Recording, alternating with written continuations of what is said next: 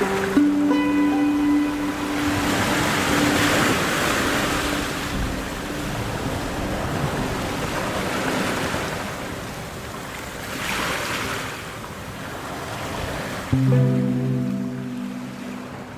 বন্ধুরা, কথক কৌশিকের গল্পের আসরে আপনাদের স্বাগত। আশা করি আপনারা সবাই সুস্থ আছেন। বন্ধুরা, আজ আপনারা শুনবেন দেবপ্রসাদ দাশগুপ্তের লেখা একই গঙ্গার ঘাটে ঘাটে।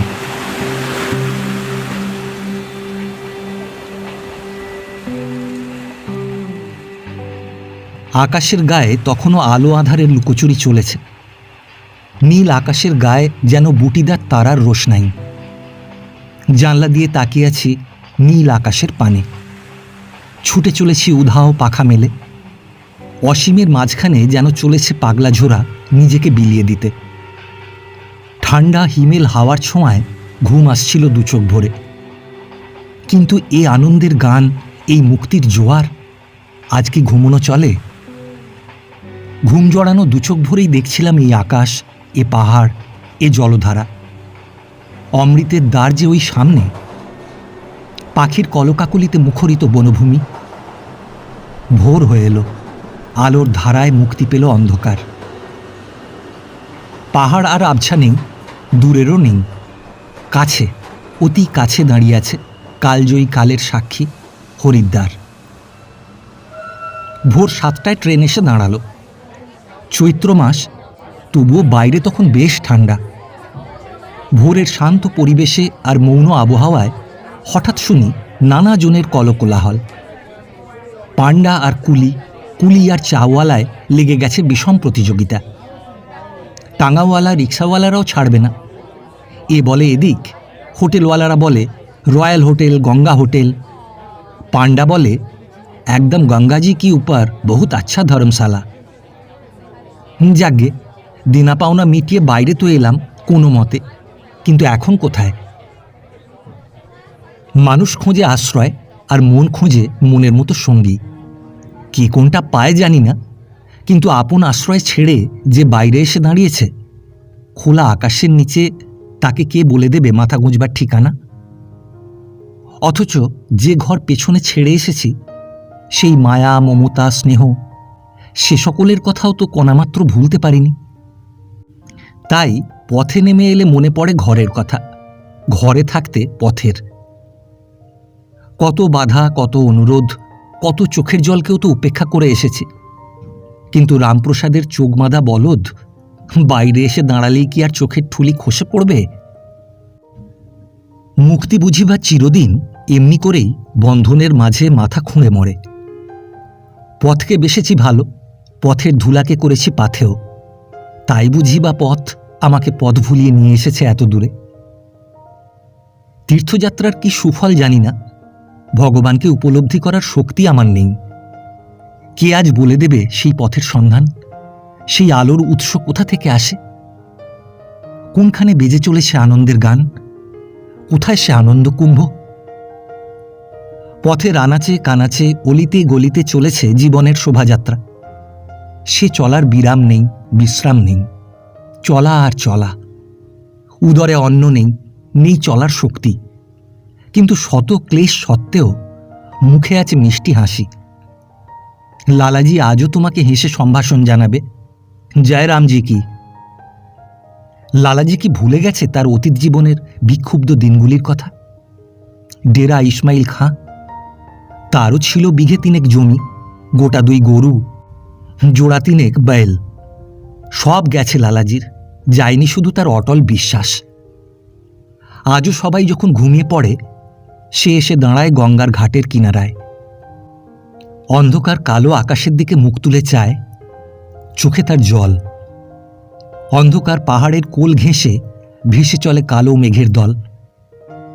মন্ত্র জানে না, তন্ত্র জানে না, জানে শুধু নিজেকে নিঃশেষে তার পায়ে বিলিয়ে দিতে।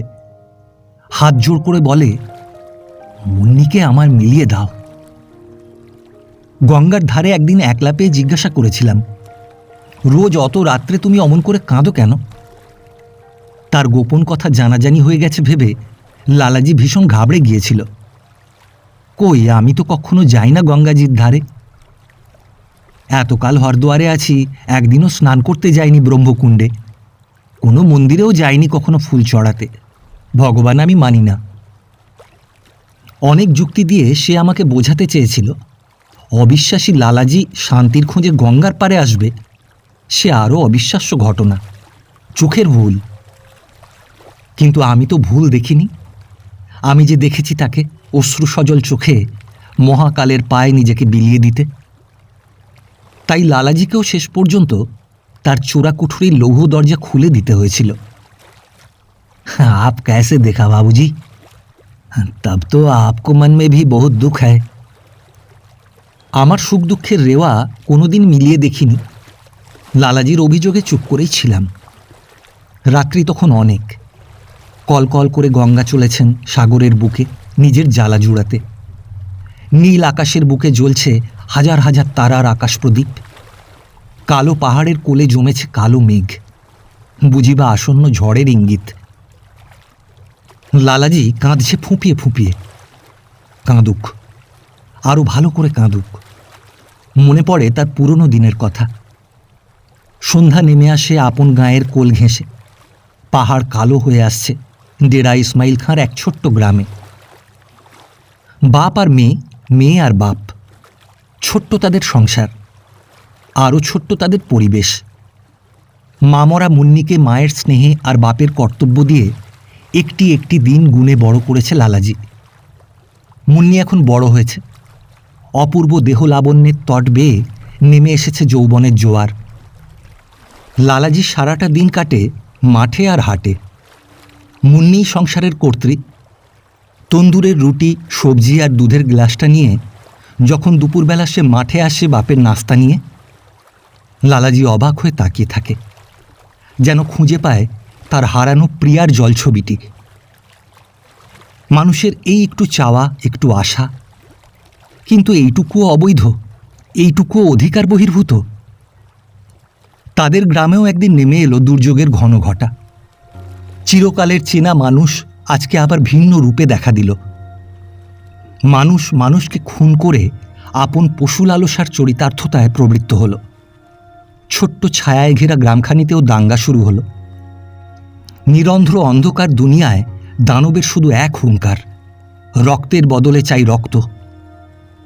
আজও লালাজি ভোলেনি সেই দিনগুলির কথা। যারা যা তার ধর্মের ছোঁয়াছুঁই মানেনি কখনো, নিজের রুটির ভাগ বসিয়েছে আধাআধি আলী খাঁর জন্য। আলী খাঁ তার কলকের সুখ ভাগে ভাগ দিয়েছে চৌধুরীজিকে। তারা ছিল পড়শি, তারা ছিল এক আকাশের নিচে এক পৃথিবীর এক মাটির সন্তান। আজ তারাই ভুলে গেছে তাদের প্রাণের কথা। তারা লেখাপড়া জানে না, সে সুযোগ নিয়েছে কতগুলি মোল্লা মৌলভী আর টিকিধারী পণ্ডিত। আজ তাই শুরু হয়েছে চৌধুরী আর আলীতে রক্ত নিয়ে হোলি খেলা, আর সুখের নীড় জ্বালিয়ে হোলিকা দহন।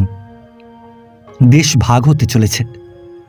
নিজের সন্তান গেল, স্ত্রীর আব্রু গেল, জননীর ইজ্জত গেল, সুখের বাসাটুকুও জ্বলে গেল, জমি গেল, জায়দাদ গেল, গেল, সব গেল।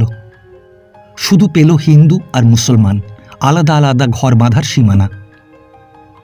দেশ ছেড়ে চলেছে নতুন যাযাবরের দল। বাপদাদার সাত পুরুষের বসতবাটির মায়া কাটিয়ে চিরদিনের মতো চলেছে ইহুদি দল নতুন করে ঘর বাঁধবে বলে। ঠিক এমনি দিনে লালাজি গিয়েছিল পাশের গাঁয়ে আপন জমি জমার বন্দোবস্ত করতে। মাত্র 2 দিন সময় লেগেছিল। ঘরেতে ছিল মুন্নি একা। দেখাশোনার ভার ছিল পড়শি সুলতান খাঁর ওপর। কিন্তু সুলতান খাঁ আপন বুকের রক্ত দিয়ে প্রাণ দিয়েও পারেনি মুন্নির ইজ্জত বাঁচাতে। দস্যুর দল এক নিমিষে তছনছ করে দিয়েছে লালাজির সুখের সংসার। লালাজি ফিরে এসে দেখেছে পোড়া মাটির দেওয়াল আর সুলতান খাঁর বুকের খানিকটা কালো রক্তের দাগ। দস্যুর দল মুন্নিকে নিয়ে গেছে। তারপর বহুদিন পার হয়ে গেছে। মুন্নিকে আর কোনোদিন খুঁজে পায়নি লালাজি। কিন্তু আজও শেষ হয়নি তার মূঢ় তপস্যা। খুঁজে চলেছে আজও পথে পথে তার হারানো মুন্নিকে। গভীর রাত্রির অন্ধকারে গঙ্গার কলোচ্ছ্বাসের সুরে সুর মিলিয়ে লালাজির মতো পাথরে গড়া মানুষও কাঁদে, মুন্নি, মুন্নি। বুকের বোঝা হালকা করে আবার ভোরের আলো জাগবার আগেই ফিরে এসে বসে নিজের ছোট্ট দোকানটায়। উনান জ্বালিয়ে চায়ের জল চড়িয়ে খদ্দেরের আশায় পথ চেয়ে বসে থাকে। এক্ষুনি দেরাদুন এক্সপ্রেস 7:36 হরিদ্বারে এসে পৌঁছবে। তারপর থেকে কতদিন লালাজিকে দেখেছি, কত গল্প করেছি, তার দোকানে কত চা খেয়েছি, কিন্তু কোনোদিন ভুলেও লালাজি তার মুন্নির কথা আমাকে বলেনি। শুধু যাবার দিন আবার লালাজি আমার ছোট্ট ঘরখানায় এসেছিল।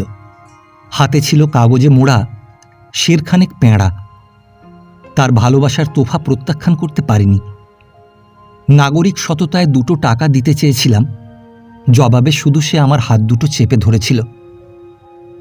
কানের কাছে মুখ এনে আরও একটি কথা সে বলেছিল, মুন্নির কথা।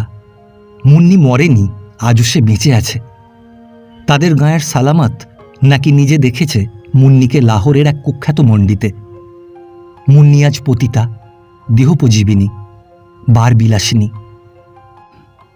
যার কাছ থেকে এত আঘাত পেল সেই বিধাতার কাছেই কেঁদে চলেছে জিলা ডেরাব ইসমাইল খাঁর পাথুরে মানুষটা।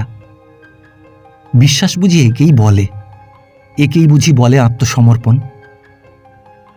মানুষ তাই আজও হেসে চলেছে শীতে বর্ষায়, দুঃখে আনন্দে, জয়ে পরাজয়। সব অভিশাপ মাথা পেতে নিতে হবে আশীর্বাদ জেনে।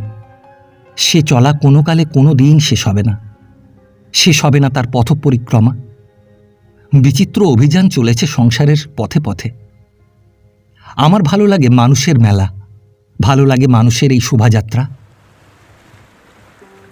আজ মহাপুণ্য দিন, বৈশাখীর স্নান ব্রহ্মকুণ্ডে। হাজার হাজার মানুষ এসেছে দূর দূরান্ত থেকে। হরিদ্বারের পথঘাট আজ জনাকীর্ণ। পথে পথে মানুষের মেলা। মহামিলনের তীর্থ আজ হরিদ্বার। চৌধুরীজি, শেঠজি, সাধু সন্ন্যাসী, যোগী বৈরাগী, অন্ধ খঞ্জ, ধনী দরিদ্র, সবাই আজ মিলিত হয়েছে এই মিলনের মেলায়। পথ চলি আর অবাক হয়ে দেখি বিচিত্র মানুষের অভিযান। দেখি কত রং, রঙে রঙে যেন ছেয়ে গেছে নদীর কিনারা, মুখরিত নানা রবে, নানা কথায়, নানা আলাপনে।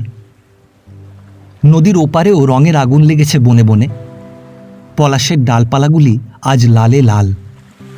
চৈত্র দিনে ঝরা পাতার খেলা শেষ হয়েছে, নতুনের ডাক পড়েছে পাতায় পাতায়।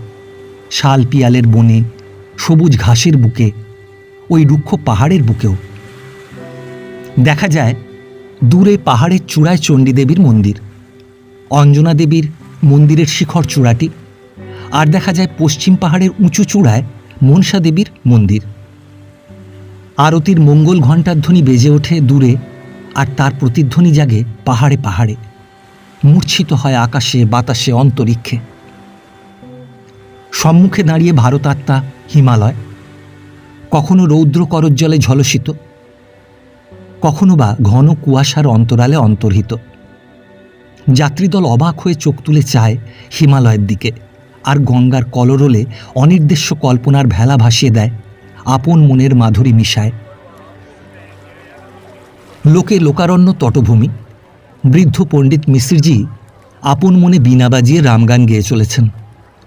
সে গান, সে সুর আজও আমার মনের বীণায় বেজে ওঠে। রাম নাম মনি দীপ ধরু, জিহ দেহরি ডার, তুলসী ভিতর বাহর হুঁ, জো চাহসি উজিয়ার।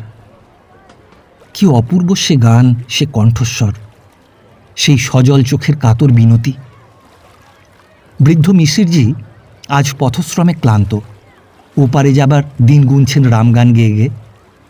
সাদা চুলের গোছা আর শ্বশ্রুরাশি বাতাসে উড়ছে, হাতে বীণা, চোখে জল আর কপালে বলির রেখা। দুপাশে বসে দুটি তরুণ কিশোর, সুন্দর মুখশ্রী আর তারুণ্যের আভায় উজ্জ্বল তাদের দেহ লাবণ্য। এরাই বৃদ্ধের উত্তর পুরুষ। মিশ্রজি রামগান করেন, কিশোর দুটি দোহার ধরে। বৃদ্ধ বলেন রাম, তারা বলে রাম রাম। মিশ্রজি গেয়ে চলেছেন আপন মনে। সকল সুমঙ্গলদায়ক রঘুনায়ক গুণগান, সাদর সুনহি তে তরহি ভববিন্দু বিনাজাল যান। শহরের মানুষ ঠিক বুঝতে পারি না তার গানের অন্তর্নিহিত সহজ মানে। কোথায় যেন একটা বিরাট ব্যবধান। বুঝতে পারি কিন্তু বোঝাতে পারি না। মিসিরজি মাঝে মাঝে রামগান থামিয়ে সহজ ভাষায় বুঝিয়ে দিচ্ছেন তুলসীদাসের ভজনের দোতনা, কবিরজির দোহার সহজ ব্যাখ্যা। কি পৃথিবীতে আমরা বাস করছি! শুধু মিথ্যা আর ছলনা, কুহক আর বঞ্চনা ভুলিয়ে রেখেছে সংসারটাকে। আজ শুধু মিথ্যারই জয় জয়কার। সচ্চা কহে তো মারে লাঠি, ঝুটা জগৎ ভুলাই, গলি গলি গরস ফিরে মদিরা বৈঠে বিকাই। সত্যি বলবে তো প্রতিদানে মিলবে শুধু লাঠির আঘাত। মিথ্যাই জগৎকে ভুলিয়ে রেখেছে। আজ দুনিয়ার সব কিছুই উল্টে গেছে। সত্য মিথ্যার সব প্রভেদ ঘুঁচে গেছে। নইলে চলতি কো গাড়ি কহে বনা দুধ কা খোয়া, রঙি কো নারাঙি কহে শুন শুন কবিরা রোয়া। শুদ্ধ হিন্দিতে গাড়ি মানে তো স্থবির, কিন্তু আমরা গাড়ি বলছি কাকে? না, যা চলছে, যেমন রেলগাড়ি, মোটর গাড়ি। দুধের সার বস্তুকে পেয়ে বলছি খোয়া, পাচ্ছ আসল বস্তু আর বলছো খোয়া, মানে হারিয়ে গেছে। বারে অবাক পৃথিবী! নারাঙির মতো অপূর্ব রঙিন ফলের নাম রেখেছ রং নেই। কবির তাই এইসব মিথ্যা ভাষণ শুনে শুনে কাঁদছেন।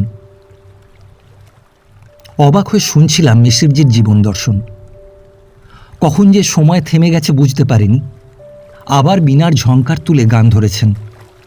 মতিন কি কণ্ঠমাল তারাগণ উরু বিশাল, শ্রবণ কুণ্ডল ঝলমলত রতিপতি ছবি ছায়, সখা সহিত সরজুতির বিহরত রঘুবংশ বীর, তুলসীদাস হরস নিরখি চরণ রজ পায়। আকাশে জেগেছে দ্বিতীয়ার ক্ষীণ বাঁকা চাঁদ, বাতাসে জেগেছে মৃদু হিল্লোল, রামগানে মধুর বাতাস। গঙ্গার স্রোতে ভেসে চলেছে শত শত ফুলের ভেলা, আর তাতে জ্বলছে ছোট প্রদীপ শিখা। হাওয়ায় কাঁপছে সে শিখা, আর জলতরঙ্গে দুলছে ফুলের ভেলা। গঙ্গাকে ফুলের অর্ঘ্য দিয়ে আর প্রদীপ জ্বালিয়ে মনের পূজা দিয়েছেন শত শত ভক্তজনে। আমারও মনে হলো কত শত ব্যথা, কত আপনজনের কথা। যারা একদিন কাছে ছিলেন, আজ তারা কোথায়, কত দূরে। সবাই একে একে চলে গেলেন অজানার ডাকে। আকাশের পানে মুখ তুলে নির্বাক চেয়ে থাকি। বুকের জ্বালা জুড়োতে আজ সব ছেড়ে যে তোমাদের কাছে এসেছি। প্রণাম করে ছোট্ট কর্পূর শিখাটি জ্বালিয়ে ফুলের ভেলা ভাসিয়ে দিলাম অজানার উজানে। ভেসে চলেছে দুলে দুলে, দূর থেকে দূরে, আরও দূরে। তারপর মিলিয়ে গেল দৃষ্টির অন্তরালে। আসন ছেড়ে উঠে এলাম ভিড়ের মাঝে। অল্পক্ষণের মধ্যেই আবার আবিষ্কার করতে হলো যে কখন যেন নিজের পরিত্যক্ত পুরনো খোলসে ফিরে এসেছি। অমন যে আত্মবিস্মৃতি, অমন যে আত্মবিস্তার, গঙ্গার যে অমন সম্মোহন, মুহূর্ত মধ্যে কোনো কিছুরই আর কণামাত্র অবশিষ্ট রইল না। পরিচিত জনতার মধ্যে আমি তখন আবার অপরিচিত একজন মাত্র।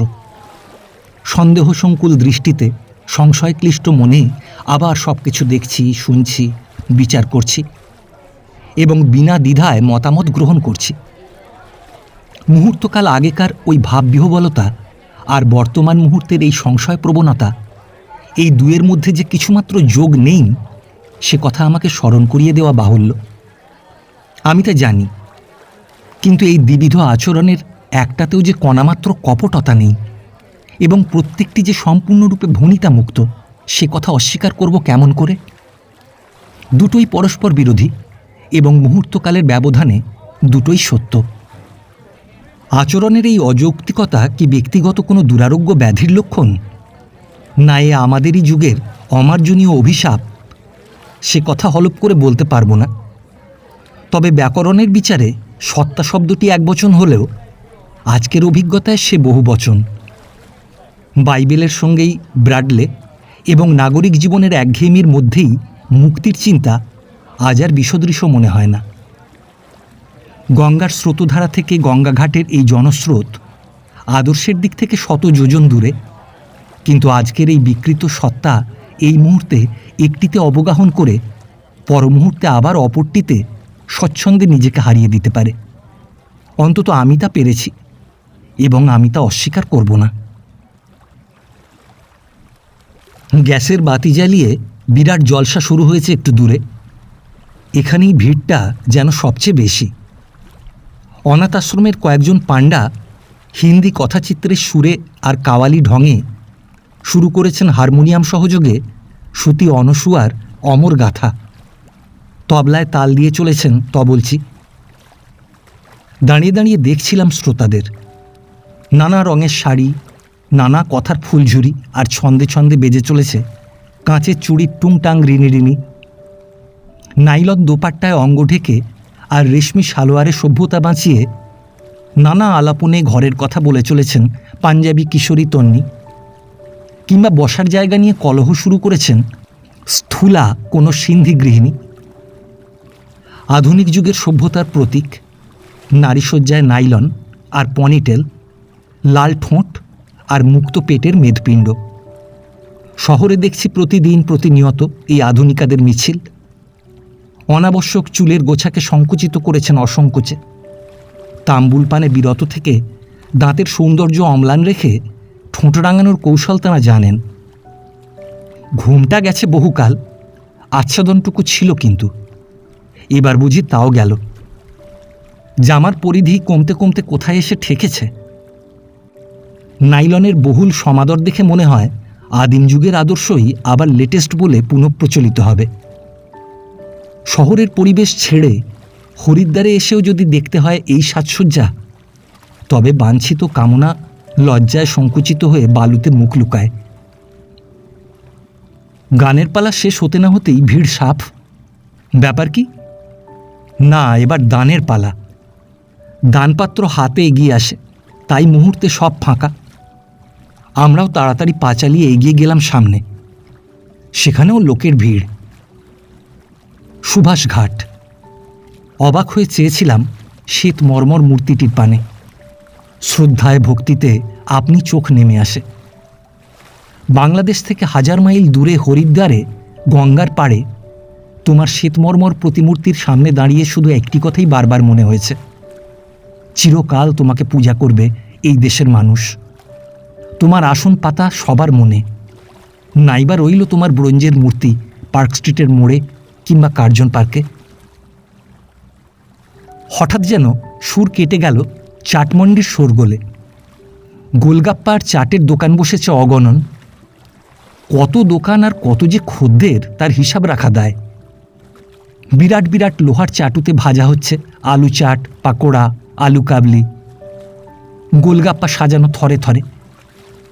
উত্তর ভারতের বিশেষ প্রিয় সান্ধ্যভোজের আসর এই চাটমন্ডি। দোকানির হাঁকে, কুলফি, মালাই ও হজমিওয়ালার কাতর বিনতিতে চাটমন্ডি সরগরম। অবাক হয়ে চেয়ে থাকি ক্রেতাদের মুখের দিকে। কি সহজে আর কি অবলীলাক্রমে, কি ক্ষিপ্র গতিতে আর কি অপূর্ব ভঙ্গিতে খেয়ে চলেছেন তারা। বাংলাদেশের পেটরোগা ছেলে শুধু চেয়েই থাকি।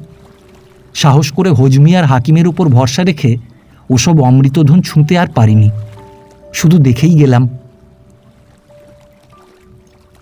দেখে গেলাম কত মানুষ, জানলাম কত মানুষের কত চোখের জলে সিঞ্চিত কত করুণ কাহিনী। হরিদ্বারের পথেই দেখেছিলাম রিক্সাওয়ালা তিলককে।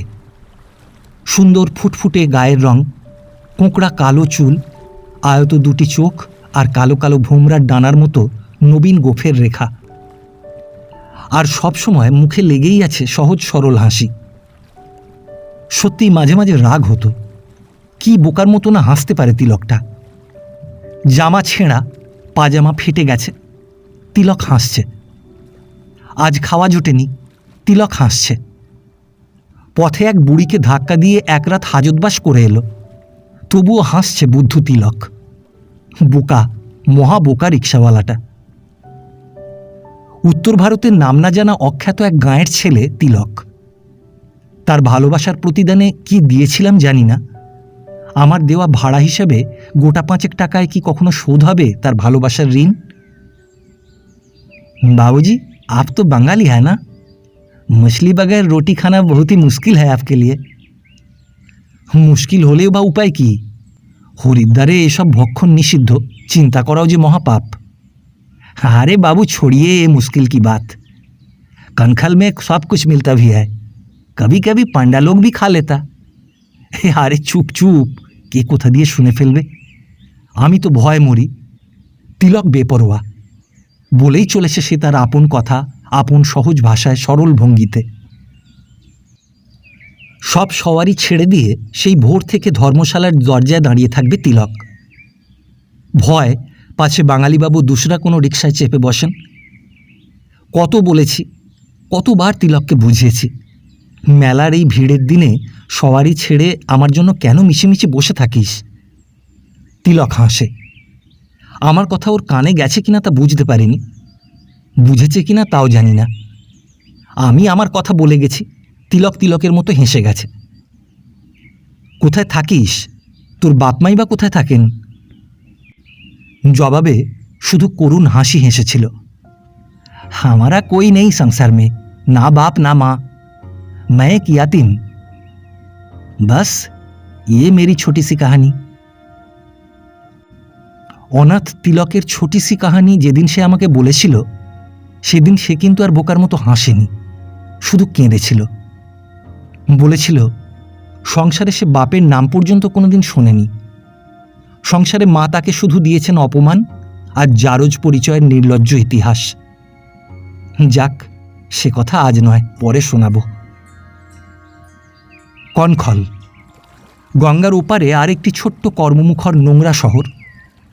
পথে যেতে যেতে দেখলাম কত আশ্রম, আখড়া, কত জনহিতকর প্রতিষ্ঠান, কত মন্দির, কত ধর্মশালা।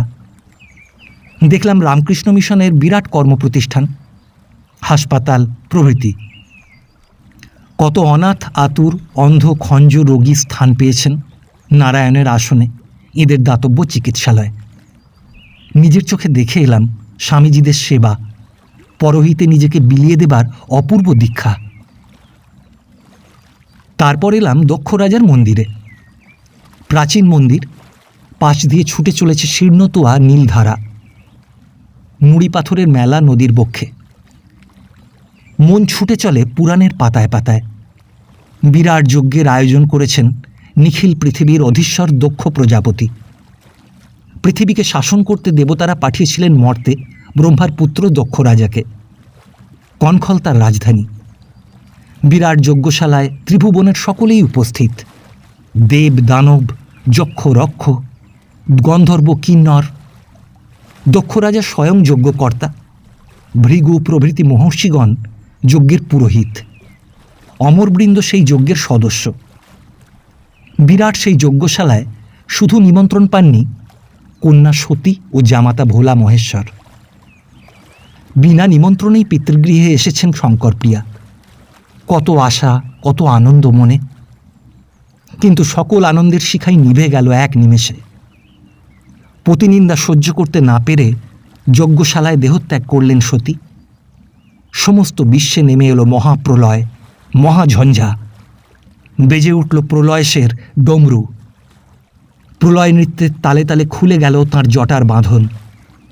আকাশে বাতাসে দেখা দিল ধ্বংসের সংকেত। শুরু হলো মহাপ্রলয়, বেজে উঠল মৃত্যুর দুন্দুভি। সতীদেহ স্কন্ধে নিয়ে প্রলয় নৃত্য শুরু করলেন দেবাদিদেব মহেশ্বর। এখানে, এই কনখলে, দক্ষপতির যজ্ঞশালায়। মনটা যে কোথায় চলে যায় ওই চণ্ডী পাহাড় ছাড়িয়ে, দূরে, অনেক দূরে। স্নান সেরে চুপ করে বসেছিলাম পৈঠায়। তারপর বজরংবলীর মন্দির, দক্ষেশ্বর শিবের মন্দির দর্শন করে বাইরে এসে দাঁড়ালাম।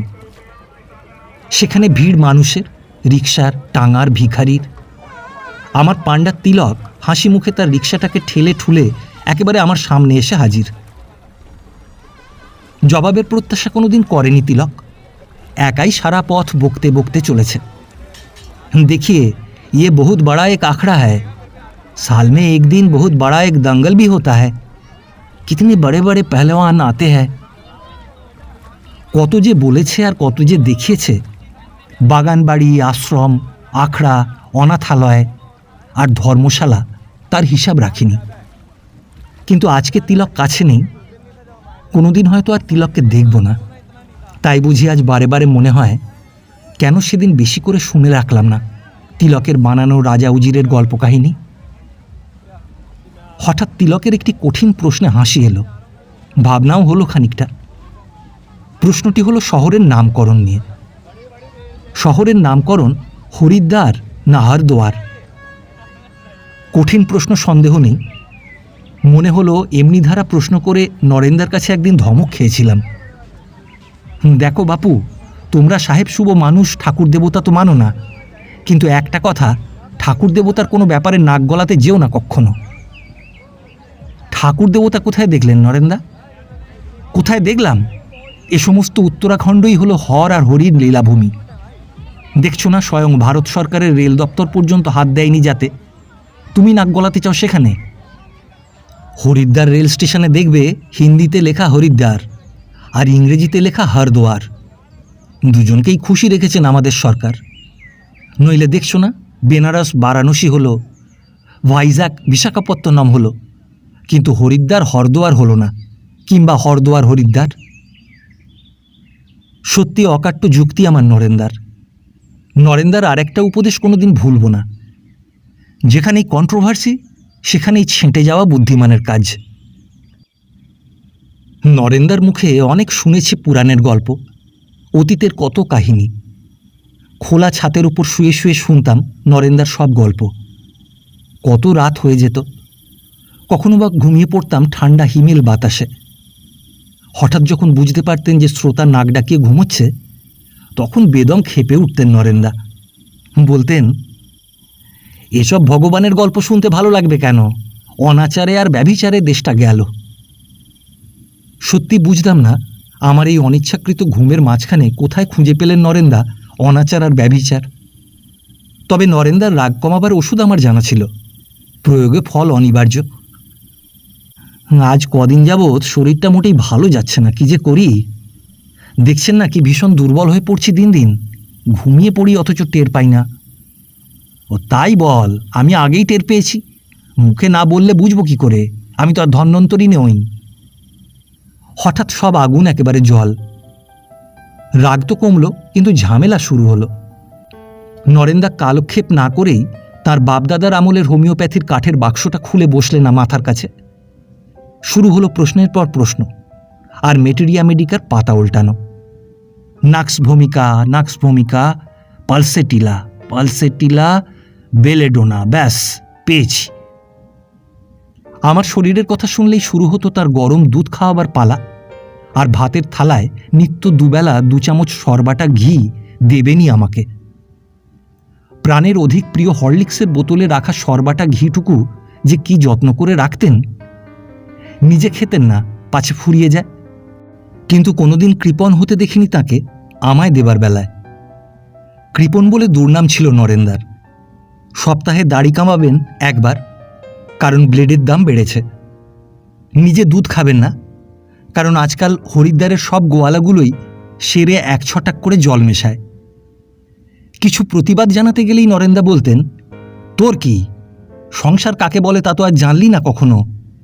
কেবল হেসে আর নাকে তেল দিয়ে বয়সটা বাড়িয়ে গেলি। বেশ আছিস, না যোগী না বৈরাগী, না সংসারী না সন্ন্যাসী। সত্যিই বেশ আছি। নরেন্দা আজ কোথায় আছেন জানি না, কিন্তু আমার এই পথ চলার কাহিনী আর মানুষ চেনার ইতিহাস যদি একবার তিনি জানতেন, তবে নিশ্চয়ই নরেন্দা আমাকে আশীর্বাদ করতেন, জড়িয়ে ধরে আদর করে বলতেন, তুই একটা আস্ত সংসারের কিচ্ছু বুঝিস না। এই বিরাট সংসারে কত মানুষের ভালোবাসা পেয়েছি, কত মানুষের চোখের জলের বেদনা ভরা কাহিনী আমি জেনেছি অনেক, দেখেছি আরও বেশি, কিন্তু বুঝিনি কিছুই। হরিদ্বারের দিনগুলি মুখর হয়েছিল নরেন্দার স্নেহে আর শাসনে। হরিদ্বারের গল্প সব নরেন্দার কাছেই শোনা। পুরাকালে নাকি এই খণ্ডের নাম ছিল অনেক: ব্রহ্মপুরী, মায়াপুরী, হরিদ্বার, হরদ্বার, গঙ্গাদ্বার, কপিলক্ষেত্র, নীল পর্বত, আরও কত কি। স্কন্ধপুরাণ, পদ্মপুরাণ, শিবপুরাণ প্রভৃতি গ্রন্থমালায় এই পবিত্র ক্ষেত্রের বহু উল্লেখ পাওয়া যায়। এই পবিত্র ক্ষেত্র গঙ্গার পবিত্র জলসিঞ্চনে মহাপবিত্র। ব্রহ্মা, বিষ্ণু, মহেশ্বরাদি দেবগণের পবিত্র চরণপদ্ম স্পর্শে ধন্য এই পরমভূমি। সমস্ত হিন্দুর মনের মণিকোঠায় অনন্তকালের অনির্বাণ আকাশ প্রদীপ। পুরাকালে রাজা সেতু গভীর তপস্যায় সন্তুষ্ট করেছিলেন ব্রহ্মাকে। ব্রহ্মার আশীর্বাদে বর পেয়েছিলেন রাজা সেতু এই ভূমিখণ্ডের অধিকার। এই ভূমিখণ্ডের নামকরণ হল ব্রহ্মপুরী। আজ যেখানে পবিত্র ব্রহ্মকুণ্ড, সেখানেই ছিল রাজা সেতুর আবাসভূমি। তারপর এলেন ব্রহ্মার পুত্র দক্ষ প্রজাপতি, বিষ্ণুর উপাসক। গভীর তপস্যায় লাভ করেছিলেন উপাস্য দেবতা বিষ্ণুর চরণযুগল স্পর্শ।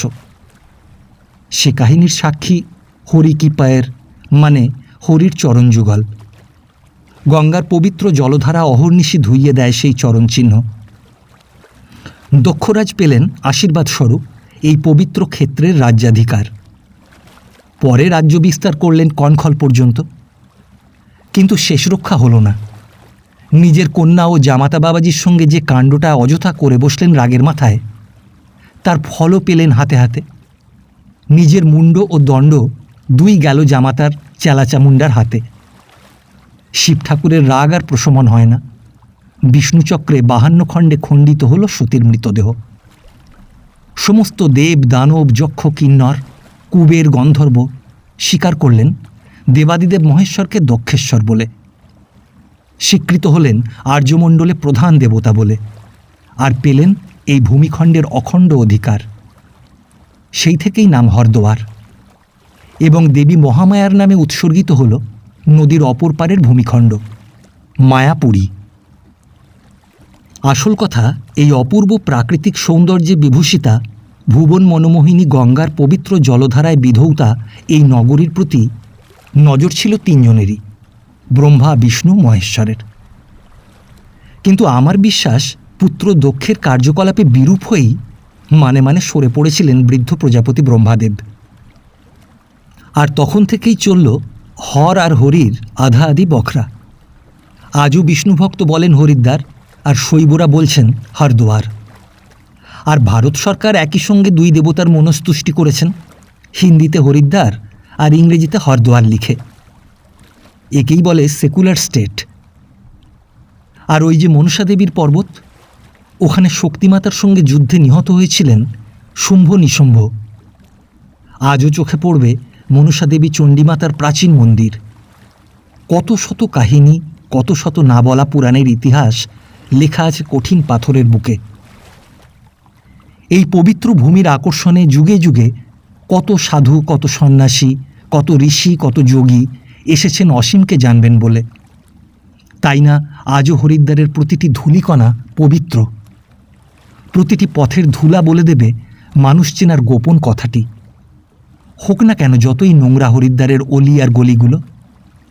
এই পুণ্যক্ষেত্র তাঁদের তপস্যা ধ্যান ধারণায় মহাপবিত্র, অপূর্ব স্বর্গীয় সঙ্গীতের করুণারসে উদ্বেলিত, আনন্দ রসধারায় সিক্ত।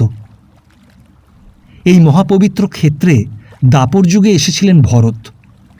আজও হৃষিকেশে ভরতজির মন্দির সেই পুণ্যগাথার সাক্ষী দেবে। এখানে এসেছিলেন সব জ্বালা, সব দুঃখ থেকে মুক্তি পেতে রাজা ধৃতরাষ্ট্র, মাতা কুন্তী, কৌরব জননী গান্ধারী ও মহাত্মা বিদুর। এই পথ দিয়েই স্বর্গারোহণে গিয়েছিলেন পাণ্ডবগণ। সেই ইতিহাস আজও লেখা আছে পবিত্র পথের প্রতিটি ধুলোকণায়। ভীমগোড়ায় নাকি ভীম বলিয়ান নিজের গদাটিকে রেখে গিয়েছিলেন স্বর্গারোহণের পথে। আজও তীর্থযাত্রী দল ভীমগোড়ার পুণ্যকুণ্ডে স্নান করে পুণ্য সঞ্চয় করেন, আর মহাভারতের অমৃত সমান কথা শ্রবণ করেন পবিত্র মনে। সেদিনটার কথা আজও মনে পড়ে। আকাশে ছিল সেদিন কালো মেঘের ঘন ঘটা। টিপটিপ করে মাঝে মাঝে দু এক পশলা বৃষ্টিও পড়ছে। বেশ কনকনে শীত। দমকা হাওয়ায় শীতটা বেশ জমে বসেছে। অন্ধকার আকাশে মাঝে মাঝে বিদ্যুৎ চমকে উঠছে, আর সঙ্গে মেঘের ঘন গর্জন। পথঘাট নির্জন, রিক্সা টাঙার চলাচল নেই। একা পথ হাঁটছিলাম। দূর থেকে ভেসে আসে শুধু গঙ্গার কলনাদ। আমার বড় ভালো লাগে এই একা পথ চলা, এই মানুষের ভিড়ের মাঝখান থেকে মাঝে মাঝে ছিটকে বাইরে বেরিয়ে আসা। মনসা পাহাড়ের চড়াই পথ দিয়ে চলেছি একা একা। পথ বেশ পিছল, শহর ওপাশে পাহাড়ের আড়ালে অদৃশ্যমান। দেখা যায় কেবল অরণ্যরাজি। ভয়ও লাগছে, ভালোও লাগছে। মাঝে মাঝে শীতের হাওয়ায় কাঁপন লাগায় ভীরু মনে আর ভেজা শরীরে। বেশ অন্ধকার, বৃষ্টিও পড়ছে। বাধ্য হয়েই একটা বড় গাছের নিচে আশ্রয় নিতে হলো। হঠাৎ কে যেন পাশ থেকে পরিষ্কার বাংলায় বলে উঠলেন, অন্ধকার দুর্যোগের দিনে এ পথে কেন এসেছো? চেয়ে দেখি অপূর্ব সুন্দরী এক প্রৌঢ়া সন্ন্যাসিনী ভৈরবী। দুধ আলতায় ছোপানো গায়ের উজ্জ্বল বর্ণ, কালো ধনুর ছিলার মতো ভ্রুযুগল, মিষ্টি ঘুম জড়ানো কালো হরিণের মতো টানা টানা আয়ত দুটি কালো চোখ, পাতলা গোলাপের পাপড়ির মতো ঠোঁট। এত রূপ একজনাতে কখনো দেখিনি। কপালে লাল সিঁদুরের টকটকে সোনার টিপ যেন অস্তরাগে কুমকুম রঙে রঙিন সূর্য দিবাবসানে চলেছেন অস্তাচলে। পিঠ বেয়ে নেমে এসেছে কালো চুলের গুচ্ছ, বৃষ্টি জলের অঝর বিন্দু ঝরে পড়ছে চুল বেয়ে বেয়ে। কুন্তলগুচ্ছ এলোমেলো ছড়িয়ে আছে কাঁধে, পিঠে, কপালে, যেন বৈশাখীর কালো মেঘ। গলায় রুদ্রাক্ষের মালা, কটিবন্ধে মাটির কঙ্গন আর লৌহ বলয়, হাতে ত্রিশূল ও কমণ্ডলু। কি দেখছো? সামনেই আমার কুঠিয়া, আসবে? আজকের বৃষ্টি খুব শিগগির থামবে বলে তো মনে হয় না। জবাব দেওয়ার সুযোগ না দিয়েই পথ দেখিয়ে নিয়ে চললেন। খানিকটা পথ বেঁকে গিয়ে কিছুটা চড়াই পার হয়েই সামনে পেলাম সন্ন্যাসিনীর কুঠিয়া। অন্ধকার গুহা। আমাকে বাইরে রেখে তিনি ভেতরে চলে গেলেন। কাঠের গুঁড়িতে নতুন করে অগ্নিসংযোগ করে আমাকে ডাকলেন, এসো। ভয় কি? ভয়? কথাটা শুনে একটু চমকে উঠলাম। চমকে উঠবার কারণ ছিল, যে সমাজের প্রতিটি পদক্ষেপ আমার পরিচিত, যে পরিবেশে সব কিছু জরিপ করা, সেই সমাজ, সেই পরিবেশ আমি স্বেচ্ছায় পেছনে ছেড়ে এসেছি। কি ছেড়ে এসেছি তা আমি জানি, কিন্তু কিসের প্রত্যাশায় সে সম্পর্কে আজও স্পষ্ট কোনো ধারণা আমার নেই। পরিচিত পরিবেশে আমার জীবন তৃষ্ণা কোনোদিন তৃপ্ত হয়নি। সেই তৃষ্ণা নিবারণের যদি সত্যিই কোনো উপকরণ থেকে থাকে, তাহলে তা আজও আমার জানার বাইরে। সামর্থ্য থাকুক বা না থাকুক, ক্ষমতা যতই নগণ্য হোক, অজ্ঞাতকে জানবার একটা অনির্দেশ্য তাড়না আমার বর্তমান যাত্রার দ্বিতীয় কারণ। হাত বাড়ালেই যে এই সত্য অধিগত হবে না তা আমি জানি। কত অরণ্য, কত পাহাড়, কত নদী, কত চড়াই ভাঙতে হবে। সমস্ত পথটাই যে আমার সম্পূর্ণ অজ্ঞাত। আমাকে চলতে হবে কঠিন পথ বেয়ে, প্রচণ্ড বর্ষণ, অসহ্য শীত, হিমঝঞ্ঝা আর কঠিন বরফের স্তূপ ভেঙে, ক্ষুধা তৃষ্ণা ভুলে সাপদসংকুল অরণ্যের পথে। সেখানে পদে পদে মৃত্যুর বিভীষিকা। ভীতু হলে সমগ্র প্রচেষ্টাটুকুই হবে ভীতিসংকুল। সব জেনেও তবু ভয় পেয়েছিলাম, কিন্তু সন্ন্যাসিনীর কথা শুনে মুহূর্ত মধ্যে ভয় কেটে গেল। ডাক শুনে গুহার ভেতর প্রবেশ করে দেখলাম পরিষ্কার পরিচ্ছন্ন পরিবেশ। তেলের প্রদীপ জ্বলছে, বাকশাল পাতা, কয়েকখানা লাল শাড়ি দড়িতে ঝুলছে। কোনায় একটা কাঠের তোরঙ্গ, একটা জলের পাত্র, আর ধুনি জ্বলছে। তাই বুঝি এত ধোঁয়া। ছোট, অতি ছোট পরিবেশে নিখুঁত সংসারী হাতের ছোঁয়ায় সাজানো সন্ন্যাসিনীর সংসার।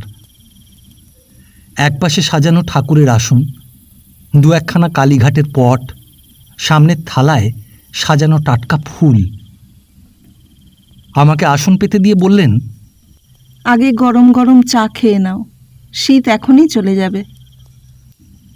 কোনায় ছোট্ট একটা উনুন, রান্নার সাজ সরঞ্জাম, থালা, ঘটি, বাটি, হাতা, খুন্তি।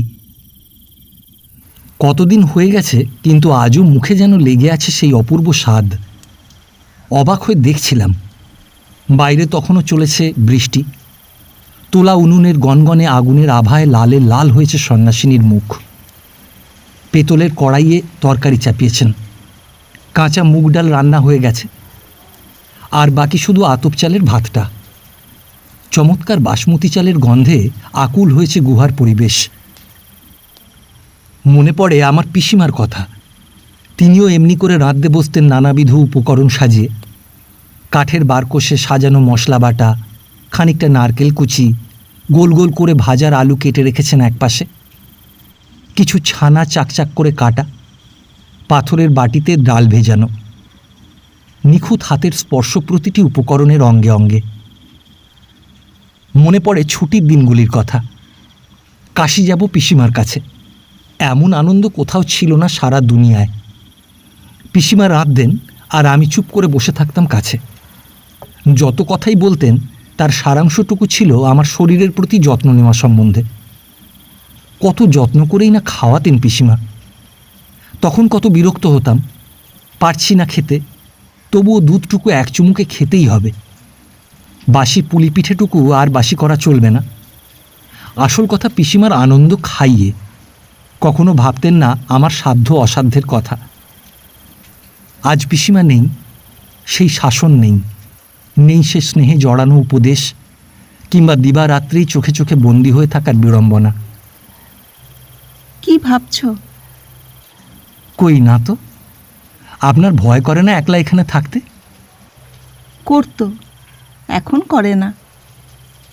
আজ 20 বছর হলো হরিদ্বারে এসেছি। যখন প্রথম এলাম তখন এসব অঞ্চল সম্পূর্ণ অরণ্যে ঢাকা ছিল। না ছিল লোকজন, না ছিল হাটবাজার, না ছিল টাঙ্গা রিকশার চেঁচামেচি, কিচ্ছু ছিল না।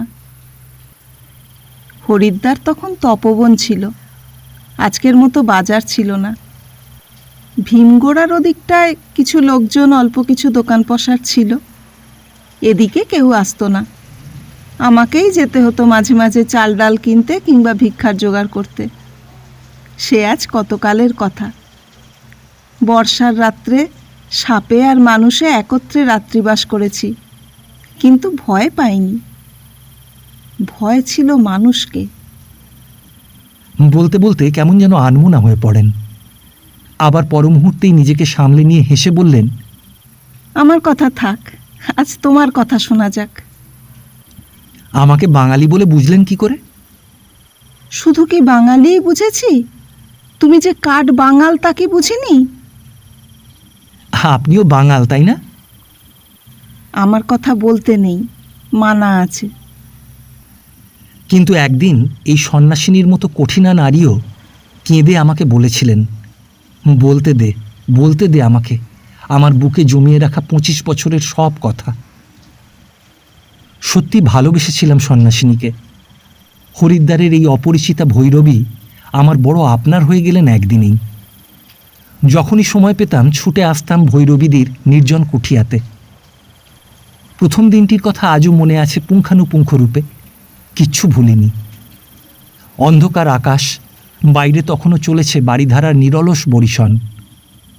সারাদিন পর সন্ধ্যার অন্ধকারে ধর্মশালায় ফিরে এলাম। কথা দিয়ে এলাম, আসবো, রোজ আসবো। যতদিন হরিদ্বারে আছি রোজ আসবো। ধর্মশালায় ফিরে দেখি মহা হুলস্থুল বেঁধে গেছে সেখানে। দোকান বন্ধ করে লালাজি বেরিয়েছেন আমাকে খুঁজতে। মোটা মানুষ শাস্ত্রীজি লণ্ঠন হাতে গেছেন নীলধারার অন্ধকারে আমাকে খুঁজতে। নরেন্দা গেছেন অন্ধকার শহরের অলিগলিতে আমাকে খুঁজতে। তিলক তার রিক্সা নিয়ে সারা শহর টহল দিচ্ছে আমাকে খুঁজতে। আমার চিন্তায় সবাই অস্থির, ভাবতেও ভালো লাগছে। একটা বেকার বাউন্ডুলে ভবঘুরের জন্য এতগুলো মানুষের এত ভাবনা, এত দরদ, এত ছোটাছুটি। কুলি রঘুটা আমাকে দেখে তার সে কি কান্না, বাবুজি আপ কাহা থে সারা দিন। ধর্মশালার 14 নম্বর কামরার বৃদ্ধ হরনাথ বাবু, 23 নম্বরের কালীকিঙ্কর হাজরা, 26 নম্বরের হাবুলের মা বুড়ি মোক্ষদা, বাঙালদি, এমনকি দজ্জাল দাক্ষায়ণী ঠাকুরুন পর্যন্ত এসেছেন আমাকে দেখতে। এমনকি বৃদ্ধ কিষণ গুলাটি, পাণ্ডা ভোলানাথজি, কালীঘাটের সেই হাঁপানি বুড়ো মুকুজ্জে মশাই পর্যন্ত নিচতলা থেকে হাঁপাতে হাঁপাতে 3 তলায় এসেছেন আমাকে দেখতে। নানা জনের নানা কথা, নানা অভিমত, নানা আলোচনার কোনো কথাই আমার কানে যায়নি সেদিন। শুধু আমার দু চোখ বেয়ে নেমে এসেছিল আনন্দের বন্যা। এত আনন্দ, এত ভালোবাসা, এত স্নেহ কোথায় রাখবো চেপে? আত্মীয় স্বজন, বন্ধু বান্ধব সবাইকে ছেড়ে এলাম, ভেবেছিলাম বন্ধন মুক্ত হলাম। কিন্তু তখন কে জানতো যে মানুষের ঘর পাতা প্রতিটি মানুষেরই মনের দোরে, পথের মাঝেই আসন পাতা পথভোলা পথিকের। সেখানে আছে স্নেহ, মায়া, বন্ধন, ভালোবাসা। ছাড়ব বললেই কি ছাড়া যায়? তাই বুঝি মানুষ চিরকাল মুক্তির আশায় মানুষের দরবারেই মাথা খুঁড়ে মরে। এসব কথাই আর একদিন শুয়ে শুয়ে ভাবছিলাম। সন্ধ্যার অন্ধকার ঘনিয়ে আসে পশ্চিম দিগন্তে, দিনের আলো নিভে আসে ছায়া নামে পশ্চিম আকাশে। দূরের পাহাড় আবছা হয়ে এলো, পাখিরা চলেছে আপন আপন কুলায়। ঘর ছাড়া মনও পাখা মেলেও ছুটে চলে গৃহের পানে। পথে পথে বেজে চলেছে উদাসী যাযাবর সাপুড়ের তুবড়ি বাঁশিতে পাহাড়িয়া ধুন। নদী আপন বেগে চলেছে সাগরের কিনারায় নিজেকে উজাড় করে বিলিয়ে দিতে। দূর থেকে বাতাসে ভেসে আসে মন্দিরের সন্ধ্যারতির মঙ্গল ঘণ্টার ধ্বনি। গঙ্গার পারে আরতি করছিলেন শাস্ত্রীজি, তাঁর উদাত্ত কণ্ঠের শিব স্তোত্র গান। প্রাণে জাগে মৃদু ছন্দ, আনন্দের সুর ঝঙ্কার। গিরি রাজস্বতান্বিত বামতনু, তনু নিন্দিত রাজিত কোটি বিধুম, বিধি বিষ্ণু শিরস্থিত পাদযুগম, প্রণমামি শিবং শিবকল্পতরুম। খোলা ছাতের উপর চাদর পেতে শুয়েছিলাম। দেখছিলাম নীল আকাশের কোলে একটা দুটো করে তারার দল প্রদীপ জ্বালায়। তারপর কখন যে ঘুমিয়ে পড়েছি জানি না। হঠাৎ ঘুমটা ভেঙে গেল। কে যেন আমার পায়ে ধীরে ধীরে হাত বুলিয়ে দিচ্ছে। চোখ মেলে চেয়ে দেখি মূর্তিমান তিলক বসে আছে পায়ের কাছে চাদর মুড়ি দিয়ে। কি রে হতভাগা, এত রাত্রিরে? বাবুজি আজ খানা পাকাবে না? আমি খানা বানাবো কি না বানাবো তোর কি? বারে, উনান জ্বালিয়ে দিয়েছি, লালাজির দোকান থেকে চাল ডাল এনে রেখেছি। ওঠো বাবুজি। তিলক হাসছে। বোকাটার হাসি দেখলে পিত্ত জ্বলে উঠত। হতচ্ছাড়া পাজি বাঁদর কোথাকার। জবাব দিল, বহুত ঠিক হ্যায়। সংসার ছেড়ে এসেও মানুষের নতুন করে সংসার পাতার কি লোভ, তাই ভাবি। ধর্মশালার ছোট্ট কামরাখানাতেই আবার সাজিয়ে বসেছি সংসার। এক আনা রোজ হিসাবে ভাড়া করেছি লালাজির দোকান থেকে উনুন। 2 আনা দিয়ে ভাড়া করেছি হান্ডি, হাতা, কড়াই। নিজেই রান্না করি, নিজেই তারিফ করি নিজের রান্নার। কবে যে এমন রাঁধতে শিখলাম নিজেই জানি না। তবে হ্যাঁ, আমার রান্না খেয়ে তারিফ করত বটে তিলক, রঘু আর জমাদার মহেন্দ্র সিং।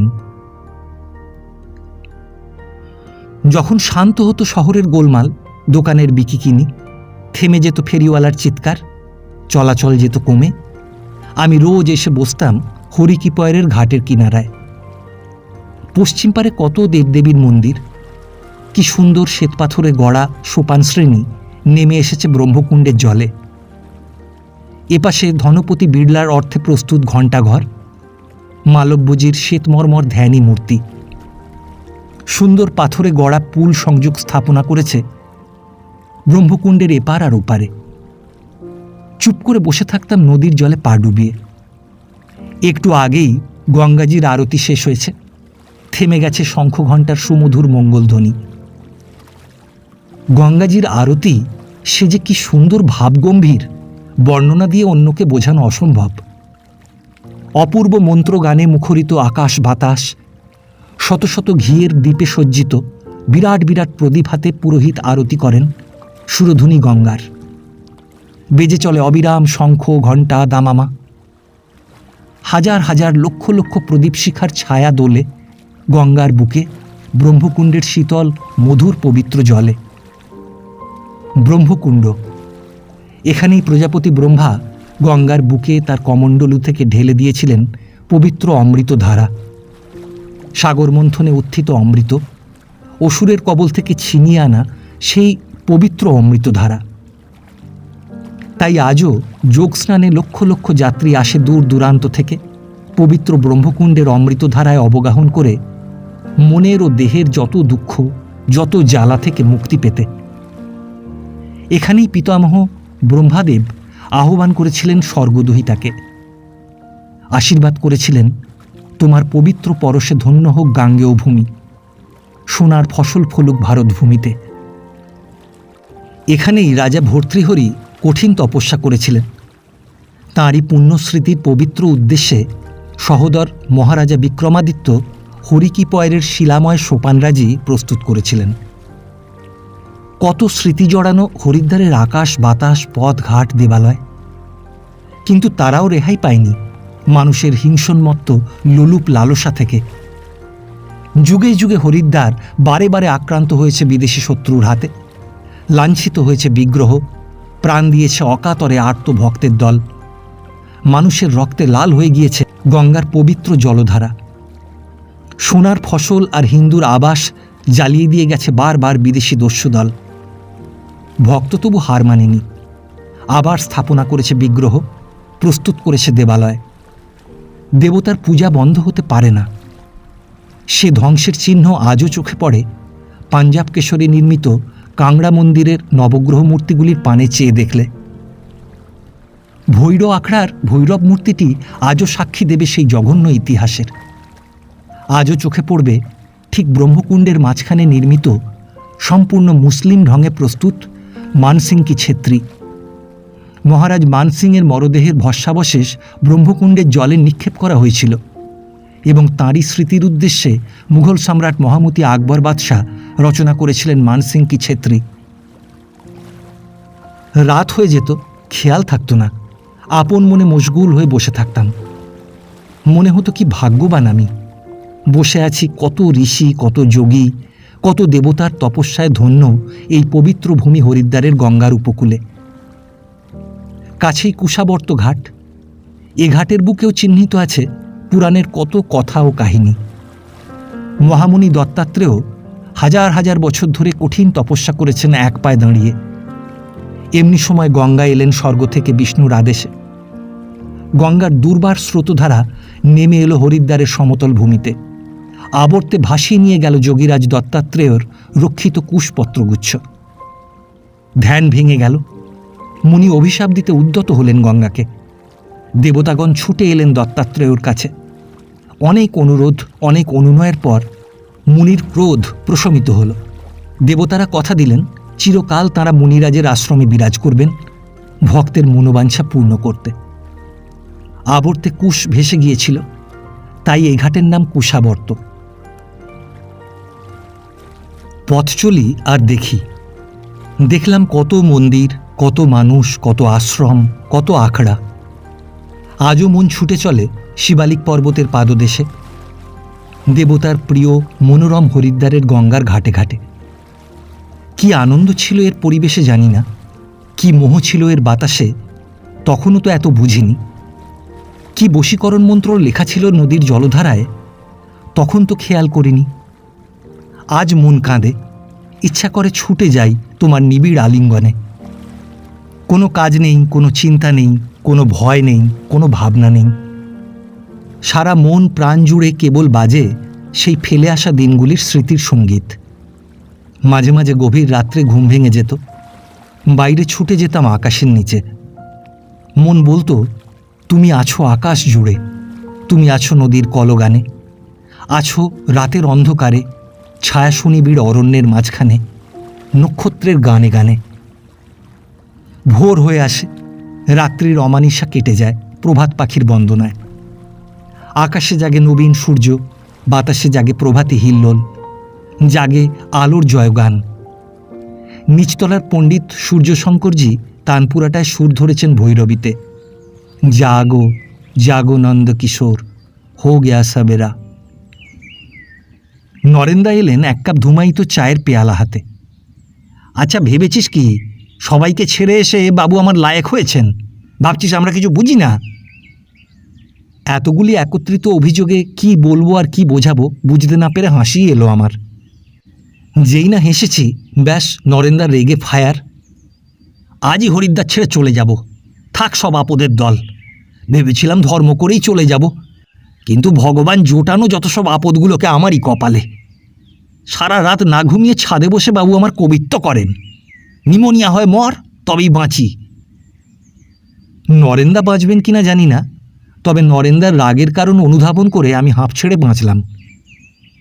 নরেন্দা একসঙ্গে এতগুলি অভিযোগ করেই হাওয়া হলেন। আমি একা বসে আছি ছাদে।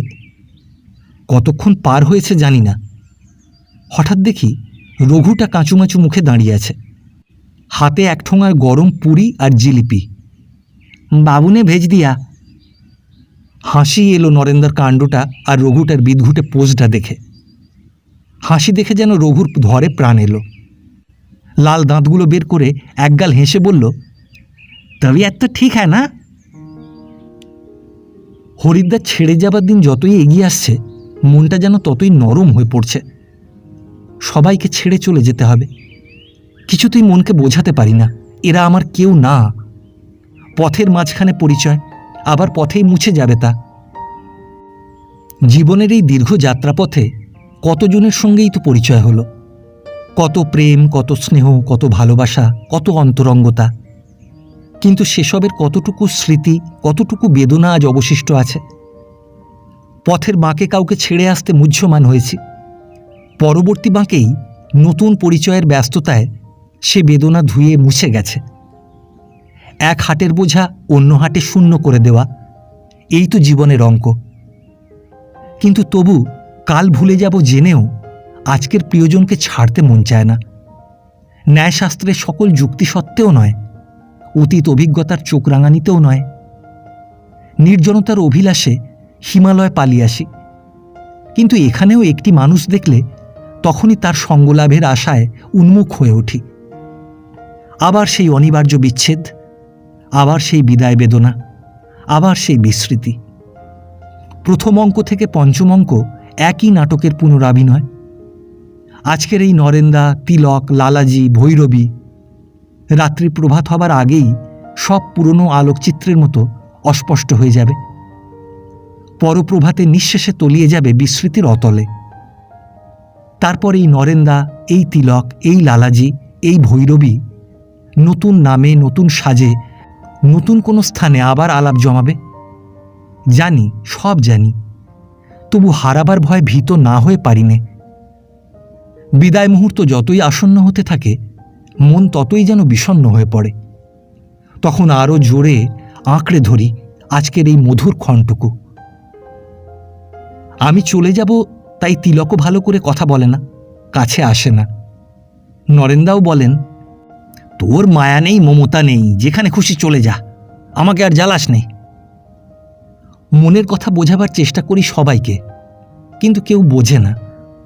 সারাদিন কাটে চিন্তায় আর অনুচিন্তায়। সন্ধ্যা হলেই মনে হতো ভৈরবীদির কথা। ছুটে যেতাম ভৈরবীদির কাছে, যেন কতকালের জানা, যেন যুগ যুগ ধরে সন্ন্যাসিনীকে আমি চিনি, ভালোবাসি। রক্তের বন্ধন যেন অনন্তকালের। বুঝলি, সব রকম পথে সব রকম মানুষের সঙ্গে মিশবি, দেখবি কত আনন্দ তাতে। আর আনন্দ হিমালয়ে। একা একা ঘুরেছি গভীর জঙ্গলের মাঝখান দিয়ে, তুষার গিরিশৃঙ্গ পার হয়ে গেছি। হেঁটেছি, শুধু হেঁটেছি। পাথরের আঘাতে পা কেটেছে, তবু থামিনি। তুষার ঝঞ্ঝায় পথ ভুলেছি, তবু থামিনি। দেখেছি নতুন মানুষ, নতুন পৃথিবী। ভুলে গেছি পথের দুঃখ, ভুলে গেছি মনের যত কান্না, যত ব্যথা, যত বেদনা। মানুষের কাছে কত আঘাত পেয়েছি, আবার মানুষের কাছেই হাত পেতেছি বারে বারে। মানুষের মাঝখানেই সেই পরমকে খুঁজে পেয়েছি। মানুষকে ভালোবাসিস, তাকেই আরাধ্য করিস। মনে পড়ে সন্ন্যাসিনীর উপদেশ, মনে পড়ে তার অশ্রুসজল দুঃখের কাহিনী। জীবনে হয়তো আর কোনোদিন তাকে দেখব না। তিনি বলতেন, সংহিতার মর্ম কি জানিস? মুক্তির পথ হলো চিন্ময় সাধনা। উপনিষদের সার কথাও তাই, আবার বেদপন্থের বাণীও তাই। মহাবীর, বুদ্ধ প্রভৃতি অবৈদিক মহাপুরুষগণও এই কথাই বলে গেছেন বারবার। মানুষকে জয় করাই হলো প্রকৃত সাধনা, শাশ্বত সার্থকতা। সেইখানেই চিন্ময় বিজয়। নীতিশতক গ্রন্থে মহারাজ ভর্তৃহরি, যিনি ছিলেন যোগী, মনীষী, রাজনীতিজ্ঞ, তিনিও বলেছেন মুক্তির মন্ত্র পরার্থ সাধনে। বৈরাগ্য শতকের মূল কথাও তাই। পদভোলা বাউল নিরঞ্জন তার গানের কলিতে আমাকে একথাই বলেছে। অশিক্ষিত বাউল তার জীবন দর্শন আমাকে শুনিয়েছিল। অপূর্ব এক গানের ছন্দে। পরমকে জানবি যদি আগে মানুষ ধর, তুই ধরবি মানুষ, হবি মানুষ, ঘুচবে মনের অন্ধকার। এ দেহ দেখলি না রে জরিপ করে, দৈর্ঘ্য প্রস্থ অর্ধ করে, আছে তার এক উল্টো তালা, চাবি বিনে না যায় খোলা। জীবের মাত্র হরি বলা, তাতে কি কুল পাবি আর? তোর পরম ব্রহ্ম আছে ঢাকা, কোন সন্ধানে পাবি দেখা?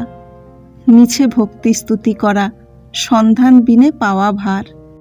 গোসাই চণ্ডী বলে, ঘোল টানিলে মাখন কি উঠিবে আর?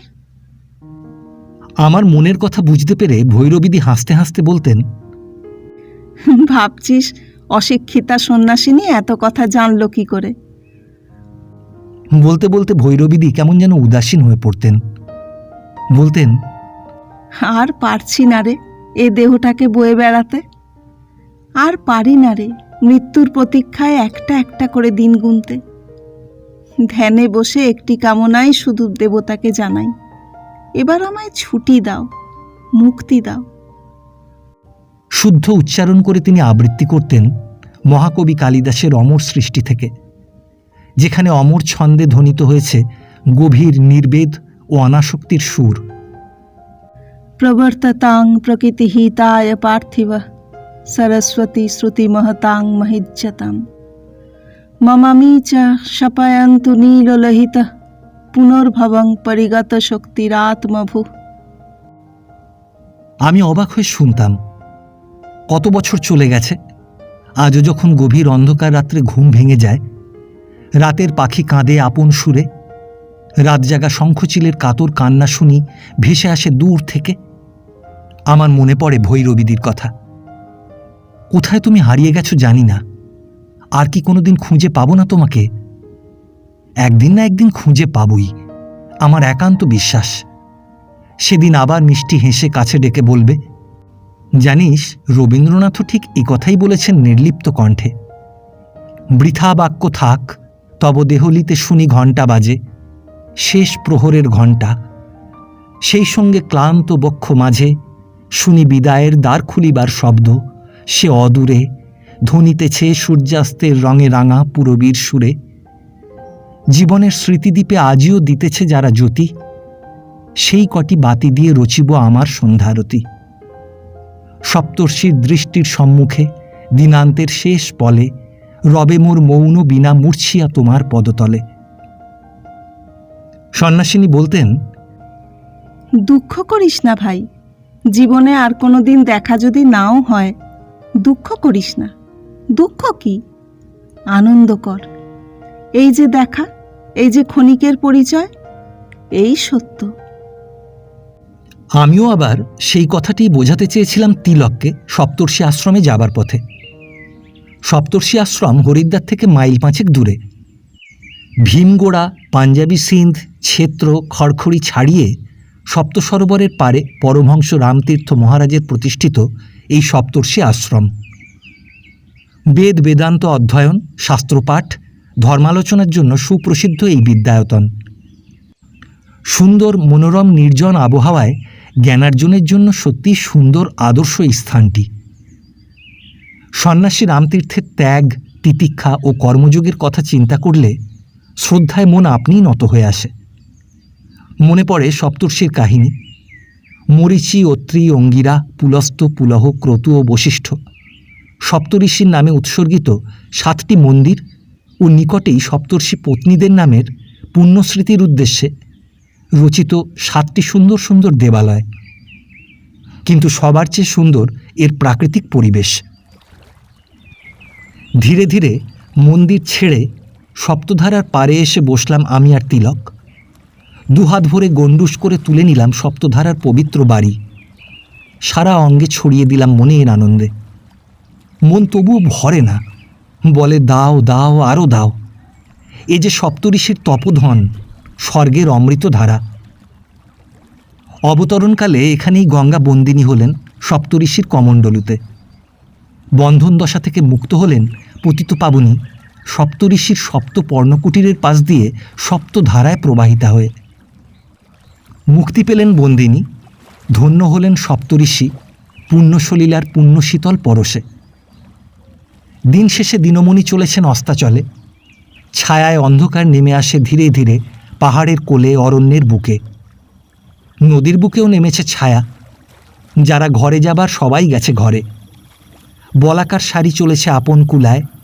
রাখাল ছেলে অনেক আগেই ফিরেছে গাঁয়ে। পারাপার বন্ধ হয়েছে বহুক্ষণ। ঝিঁঝি পোকার একটানা ডাক উঠেছে বনে বনে। দিন শেষে এলো রাত্রি। আনমনে দেখছিলাম প্রকৃতির এই লীলা, যাওয়া আর আসা, আসা আর যাওয়া। জানো বাবুজি, এই জঙ্গলে অনেক জানোয়ার আছে। অন্ধকারে তারা চুপি চুপি জল খেতে আসে নদীতে। আমি নিজে দেখেছি। তিলক আপন মনে বলে চলে তার আরণ্যক অভিজ্ঞতা। কবে সে কোন এক গভীর অরণ্যে নাকি পাগলা হাতির পাল্লায় পড়েছিল।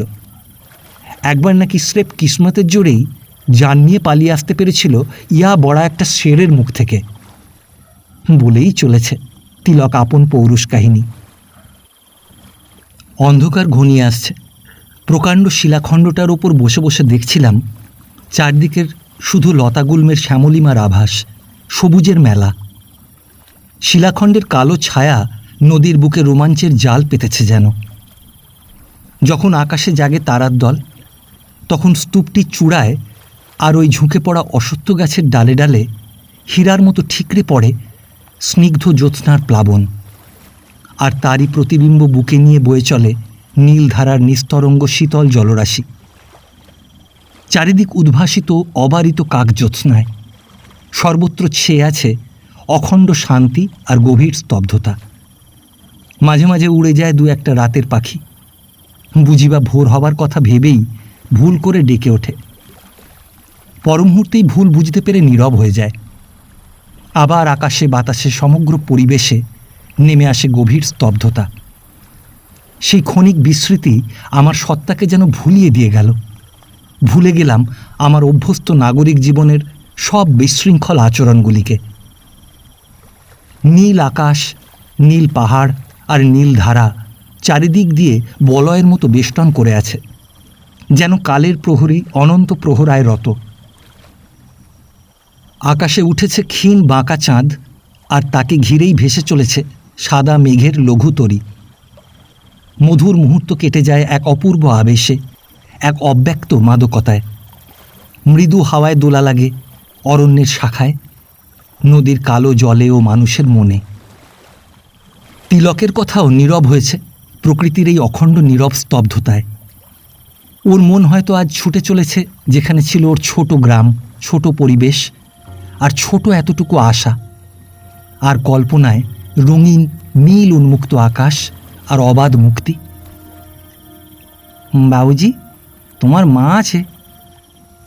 আছে কেন রে? চেয়ে দেখি জবাব শোনার আশায় তিলক আমার মুখের দিকে অবাক হয়ে চেয়ে আছে। মুখে হাসি নেই, চোখে জল। মনটা হুহু করে ওঠে রিক্সাওয়ালার চোখের জলে। সহানুভূতির ছোঁয়া পেয়ে ফুঁপিয়ে ফুঁপিয়ে কাঁদতে লাগলো তিলক। সারা জীবনের রুদ্ধ জলস্রোত আজ বাঁধ ভেঙেছে। কোনো নিষেধ মানবে না, কোনো বাধায় আজ ভ্রুক্ষেপ নেই তিলকের। মনে পড়েছে তার ঘরের কথা, মনে পড়েছে তার আপন কথা। হতভাগ্য তিলক পৃথিবীতে চোখ মেলে কোনোদিন দেখেনি মায়ের মুখ, শোনেনি তার পিতৃপরিচয়। মানুষ হয়েছিল এক অনাত্মীয়ার কাছে, হুঁশিয়ারপুর জেলার এক অখ্যাত পাড়া গাঁয়ে। মৌসির ভালোবাসা কোনোদিন সে পায়নি, পেয়েছে শুধু অশিষ্ট ভাষণ আর রুক্ষ শাসন। অনাদরে ও অবহেলায় কেটেছে শৈশব, কেটেছে কৈশোর। যৌবনের দোরে পা বাড়িয়ে প্রথম যেদিন সে বুঝতে পারল তারও আছে পূর্ণ অধিকার মানুষ বলে দাবি করার এই পৃথিবীর কাছে, সেদিন কিন্তু সে তার জন্মের সহজ ইতিহাস খুঁজে পায়নি। মসির কাছে শুনতে পেল জন্মের কুৎসিত ইতিকথা। পতিতা সন্তান জন্ম দিয়েই নিষ্কৃতি পেয়েছে, কিন্তু শিশু নিষ্কৃতি পায়নি। পেয়েছে সারা জীবন পিতৃপরিচয়হীন, গোত্রহীন জারজ বলে পরিচয় দেবার একমাত্র পাথেয়। সারা জীবন এখন বয়ে বেড়াতে হবে পরের পাপের বোঝা। মানুষের পাশবিক উদগ্র কামনার জীবনের এক নির্লজ্জ উদাহরণ সে নিজে। সারা জীবনে কোথাও পেল না এতটুকু ভালোবাসা, এতটুকু স্নেহের পরশ। পেল শুধু ঘৃণা, অবহেলা আর বঞ্চনা। স্নেহের কাঙাল। কি অপরাধ করেছিল তিলক? সেও মানুষ, তাই আজ প্রকৃতি এই নীরব নীল আকাশের নিচে অন্ধকার বনচ্ছায়ে তার বুভুক্ষিত আত্মা কাঁদে আকুল হয়ে। তারও মন চায় দিনের শেষে ছুটে যেতে মায়ের কাছে, যেখানে কোনো জ্বালা নেই, নেই কোনো ভয়, নেই কোনো ভাবনা। তার পরের ইতিহাস খুব ছোট। মসির অত্যাচারে তিলক একদিন রাত্রির অন্ধকারে পালিয়ে এসেছে সব ছেড়ে। পায়ে হেঁটে পাড়ি দিয়েছে দুর্গম দুস্তর পথ। কেউ চোখের জল ফেলেনি, কেউ বলেনি তুমি যেও না। হয়তো মৌসি পরম স্বস্তিতে নিঃশ্বাস ফেলে বলেছে, আহ, পাপ বিদায় হলো, হাড় জুড়ল আমার। নিজের কথা বলতে বলতে তিলকের সে কি কান্না! সারা পৃথিবীর কাছে তার সমস্ত অস্তিত্ব অবলুপ্ত, অস্বীকৃত। তাই তার চোখে পৃথিবীর রূপ, রস, গন্ধ, আলো সব কিছুই বেদনাদায়ক, এক ধূসর রুক্ষ মরুভূমি। সব হারিয়ে সে বসে আছে জীবন্ত মৃত্যুর অন্ধকার কারাগারে। বধির, অন্ধ, বাকরুদ্ধ, অচল জীবন তার। মানব হৃদয় নিয়ে এত অবহেলা খেলা যদি, কেন হেন মর্মভেদী খেলা? তিলক কাঁদে। কাঁদুক, আরো ভালো করে কাঁদুক। বুকের যত বোঝা বেদনা হালকা হয়ে যাক।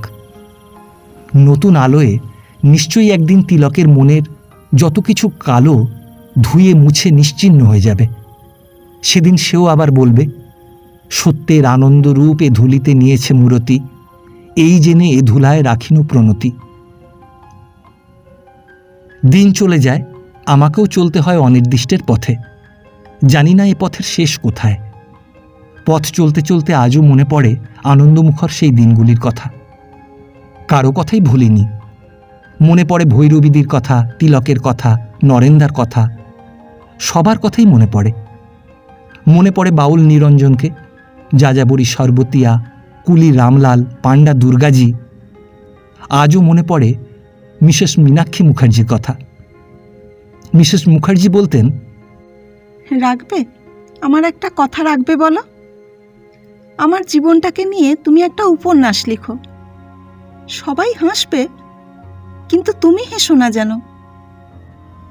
কে হেসেছে আর কে হাসবে জানি না, কিন্তু আমার মনের কথা কাকে বোঝাবো? সে চলে গেছে দূরে, ওই নীল নীলিমার শেষ তারার দেশে। কিন্তু আমার চলার তো আজও শেষ হলো না। মীনাক্ষী বলতো, আর পারি না, পাপের জ্বালায় সারাটা বুক আমার জ্বলে গেল। পাপ পাপ, আর পাপেই ডুবে রইলাম সারাটা জীবন। কি পেলাম তার বদলে? ধর্মশালার খোলা ছাদে শুয়ে শুয়ে মীনাক্ষীর কথাই ভাবছিলাম কলকাতার লিটল রাসেল স্ট্রিটের বিখ্যাত সুন্দরী মিসেস মীনাক্ষী মুখার্জির কথা। ভাবনার বুঝি কোনো শেষ নেই। কি ভাবছেন দাদা? চেয়ে দেখি কালীকিঙ্কর বাবু বিড়ি ফুঁকছেন আর তীক্ষ্ণ চোখ দুটো ঘুরিয়ে ঘুরিয়ে দেখছেন আমায় আর আমার নতুন পাতানো সংসারটিকে। বলি, আপনার দাদাটি গেলেন কোথায়? প্রশ্ন করলেন কালীকিঙ্কর বাবু। দাদা মানে নরেন্দার কথা বললেন। আপনার দাদা হবার মতো সৌভাগ্য কি আর সহজে মেলে? বলেই মিটিমিটি মুচকি হাসছেন। কালীবাবুর এই বাঁকা কথা, বাঁকা বাঁকা টিপ্পুনি আমার মোটেই পছন্দ হতো না। সযত্নে তাই এড়িয়ে যেতাম কালীঘাটের কালীকিঙ্কর বাবুর সাহচর্য। পরনিন্দা আর পরালোচনা পেলে বিড়িতে শুকটানটা দিতেও ভুলে যেতেন কালীবাবু। বৃদ্ধ বয়সে কি গভীর ধৈর্য সহকারে যে পরনিন্দা করতেন, তা যে শুনেছে সে আর ভুলবে না কোনো কালে। নরেনবাবু আপনাকে বশ করেছে মশাই, বশ করেছে। যদি একবার শুনতেন ওই নবদ্বীপের কৃষ্ণদাসীর কাণ্ডটা, তবে আর নরেন্দা নরেন্দা করে দিনে 10 বার ভিড়মি খেতেন না।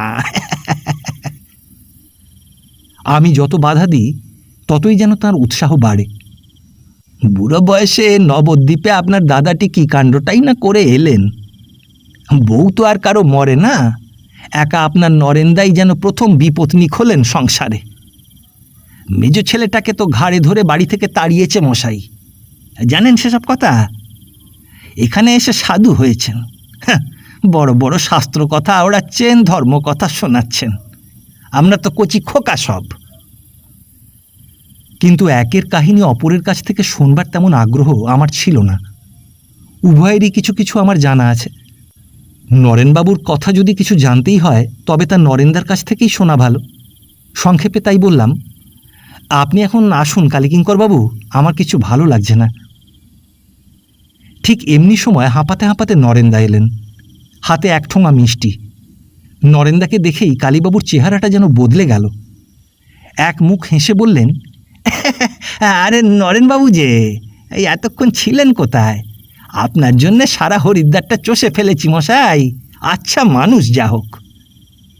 মধুর হেসে নরেন্দা প্রশ্ন করলেন, কি ব্যাপার? সাধুর সঙ্গে স্বর্গবাস এসব হলো শাস্ত্রের কথা দাদা। তাই না আপনার সঙ্গ লাভের আশায় এতবার একতলা আর তেতলা করলাম। জিজ্ঞেস করুন না, আপনার ভাইটিকে জিজ্ঞেস করুন। আমি তৃতীয় পুরুষ অবাক হয়ে দেখছি কালীবাবুর বিচিত্র বহুরূপী মুখোশটা। নরেন্দাও সোজা মানুষ, মিষ্টির ঠোঙাটা খুলে ধরলেন কালীবাবুর সামনে। তিনিও একাই একটার পর একটা করে সাওয়ার করেছিলেন আধসেরি ঠোঙাটাকে। তারপর শুরু করলেন খোশ গল্প। হ্যাঁ বুঝলেন দাদা, হরিদ্বারে এলাম কিন্তু মনের মতো মানুষ পেলাম না। তাই তো সৎসঙ্গের লোভে বারবার আপনার কাছে ছুটে আসি। সাধু কি আর গেরুয়া বসন পড়লেই হওয়া যায়? চলুন দাদা, আজকে আপনাকে আর ছাড়ছি না। আমাদের বর্ধমান জেলার ইসলামপুরের নাম জানেন তো? সেইখানকার নামজাদা কীর্তনিয়া কেষ্টচরণ দাস বাবাজি নাম জানেন না? দাদা বলেন কি, নৌকাবিলাস পালা। আহা, চলুন দাদা চলুন চলুন, সাধুসঙ্গ ছাড়া স্বর্গে গিয়েও আনন্দ নেই। কালীকিঙ্কর হাজরা এক মুখে বিড়ি ফুঁকছেন আর পঞ্চমুখে নরেন্দার তোষামত করছেন। নরেন্দা সোজা মানুষ, আত্মপ্রশংসায় মাটির সঙ্গে মিশে গেছেন। আস্তে আস্তে অতি বিনয় সহকারে বললেন, আজ মাফ করুন কালীবাবু, শরীরটা তেমন ভালো নেই। তবে থাক, শরীরের ওপর তো আর জোর চলে না। বিশ্রাম করুন আজকে। আপনাকে হিংসে হয় দাদা। বাকি কথাটুকু আমাকে দেখিয়ে বললেন, এই এমন লক্ষণের মতো অনুজ সত্যি ভাগ্যের কথা দাদা, ভাগ্যের কথা। আহা, দেখলেও পুণ্য অর্জন হয়। বলেই শূন্যে একটা প্রণাম ঠুকে দিলেন কালীকিঙ্করবাবু। অবশেষে সত্যিই কালীবাবু মুচকি হেসে বিদায় নিলেন। হ্যাঁ আচ্ছা, আজ চলি দাদা। আহা, আত্মভোলা সদাশিব ব্যক্তি। নরেন্দা স্বগতোক্তি করলেন। সত্যি আত্মভোলা মানুষ কালীবাবু, নইলে এত তাড়াতাড়ি আর এত সহজে অবলীলাক্রমে ভুলে গেলেন নিজেরই উক্তিগুলি। রাগে আমার সর্বশরীর থরথর করে কাঁপছিল। চুপ করে বসেছিলাম। কি হলো মণি বাবা, চুপচাপ কেন? যা কিছু খাবার নিয়ে আয়, শুধু শুধু চা গিলবো কি করে? আচ্ছা, ত্রিসংসারে নিজের আত্মজীবনী শোনাবার কি আর কোনো লোক পেলেন না? ও এই কথা। হাঁপ ছেড়ে বাঁচলেন নরেন্দা। কালীবাবু বুঝি আমার কথা তোকে কিছু বলেছেন? আর তাতে হলোটা কি? কালীবাবুর দোষ কোথায় দেখলি শুনি? উনি তো আর মিথ্যা বানিয়ে বলেননি, সত্যি অতি সত্যি কথা। হ্যাঁ রাগ করিস না ভাই, তোকেও বলবো। নিজের কথা নিজের মুখে যদি না বলতে পারি তবে কেন এলাম তীর্থে? আত্মপ্রবঞ্চনায় যদি না গেল তবে যে সব কিছুই আমার মিথ্যে হবে রে। বলতে বলতে চোখ দুটো ছলছল করে উঠল নরেন্দার। এই গরিব বাপ মায়ের ছেলে, অনেক দুঃখে অনেক কষ্টে এন্ট্রান্সটা পাশ করেছিলাম। লয়েডস ব্যাংকের বড়বাবু আমাদের তেলেনি পাড়ার সন্তোষ চাটুর্যে যখন আমাকে প্রথম কাজে ঢুকিয়ে দিলেন তখন মাইনে কত পেতাম জানিস? মাত্র 15 টাকা। তারপর নিজের চেষ্টায় কঠিন পরিশ্রম করে আমিও একদিন সেই অফিসেরই বড়বাবু হয়েছিলাম। বড় কষ্ট করে একবেলা না খেয়ে আমরা স্বামী স্ত্রীতে ছেলে দুটোকে মানুষ করেছি। মনোরমা আজ নেই, থাকলে তিনি নিশ্চয়ই বলতেন তুমি ভুল করনি। মনোরমা আমার ঘর করেছিল মাত্র 30টি বছর, কিন্তু 10 বছরই কেটেছে রোগশয্যায়। দারুণ ক্যান্সার রোগে মৃত্যুর প্রতীক্ষায় একটা একটা করে দিন গুনেছে মনোরমা। আমার যথাসর্বস্ব দিয়েও চেয়েছিলাম মনোরমাকে। কত চিকিৎসা করলাম, কত ডাক্তার এলেন, কত ওষুধ ফুরলো, কিন্তু মনোরমাকে পারলাম না ধরে রাখতে। মনোরমার মৃত্যুর সঙ্গে সঙ্গেই যেন সমস্ত বিশ্ব সংসার ছত্রখান হয়ে গেল। নিজের সঞ্চিত অর্থ, বালিগঞ্জের বাড়িটা, সবকিছুই ছেলে দুটোকে ভাগ করে লিখে দিলাম। সামান্য কিছু সম্বল রেখে বেরিয়ে পড়লাম তীর্থে। কত দেশে দেশে ঘুরে বেড়ালাম পাগলের মতো, কিন্তু একটি মুহূর্তের জন্য মনোরমাকে ভুলতে পারলাম না। এমনি সময় বৃন্দাবনে দেখা পেলাম বৈষ্ণবী কৃষ্ণদাসীর। কালো, নিবিড় কালো দেহের বর্ণ, কিন্তু তার কালো হরিণ চোখ দুটো আজও ভুলতে পারিনি। ঠিক যেন আমার মনোরমার চোখ দুটো চুরি করে নিয়ে এসেছে কৃষ্ণদাসী। আবার যেন নতুন করে নতুন রূপে পেলাম মনোরমাকে। কৃষ্ণদাসীও সেবায় যত্নে আমার জীবন ভরিয়ে দিল নতুন আনন্দে। কৃষ্ণদাসীর নামে লিখে দিলাম বাকি যা ছিল সঞ্চিত। অর্থের আর আমার কি প্রয়োজন, আমার আর আমি বলতে কতটুকু। একসঙ্গে বৃন্দাবনে ছিলাম প্রায় বছর 3। তারপর আবার কলকাতায় এলাম ব্যাংকে গচ্ছিত মনোরমার গয়নাগুলো একটা সুব্যবস্থা করব বলে। এলাম কলকাতায়, সঙ্গে কৃষ্ণদাসী, কিন্তু কোথাও আশ্রয় পেলাম না। আত্মীয় স্বজন, বন্ধু বান্ধব কেউ ছিল না।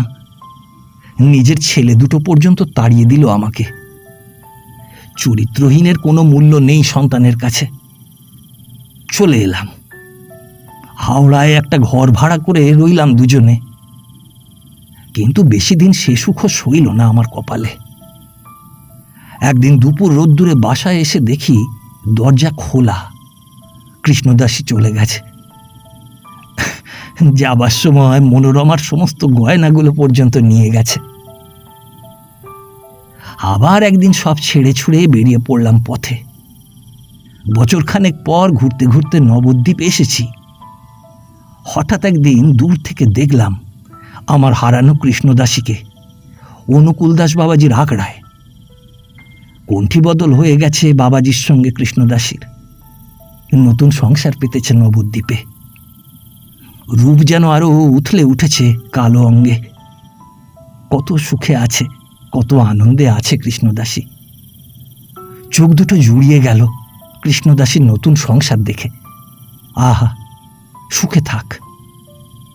তাই কিছু না বলে, দেখা না করেই নবদ্বীপ ছেড়ে চলে এলাম। কিন্তু কোনোদিন যদি বৈষ্ণবী ঘুণাক্ষরে জানতে পারে যে আমি নবদ্বীপ গিয়েছিলাম অথচ বৈষ্ণবীকে দেখেও দেখা করে আসিনি, তবে কিন্তু কৃষ্ণদাসের মনে খুবই লাগবে। হ্যাঁ, নিশ্চয়ই দুঃখ পাবে সে। নরেন্দার কথায় হাসি চেপে রাখে এমন মানুষ জন্মেছে কিনা জানি না। আমার হাসি দেখে নরেন্দা ছলো ছলো চোখে বললেন, হাসছিস? তা হেসে নে, কিন্তু বিশ্বাস কর ভাই, আমার আজ কোনো খেদ নেই, কোনো দুঃখ নেই, কোনো অভিমানও নেই কৃষ্ণদাসীর ওপর। কৃষ্ণদাসী আমাকে দেখিয়েছে নতুন আলো, সন্ধান দিয়েছে নতুন পথের। কৃষ্ণদাসী আমার গুরু, আমার ঠাকুর কানাই, আমার শ্রীকৃষ্ণ চৈতন্য। আজ আমি আমার মনোরমাকে ভুলতে পেরেছি, ভুলতে পেরেছি কৃষ্ণদাসীকে, আমার ছেলে দুটোকে। আজ আমার কোনো দুঃখ নেই বলেই চোখ দুটোকে ভালো করে মুছে নিলেন। তারপর হঠাৎ বলা নেই কওয়া নেই হাতে দুটো টাকা গুঁজে দিয়ে বললেন, যা ভাই, দৌড়ে কিছু খাবার নিয়ে আয়, খিদে পেট জ্বলছে রে ভাই।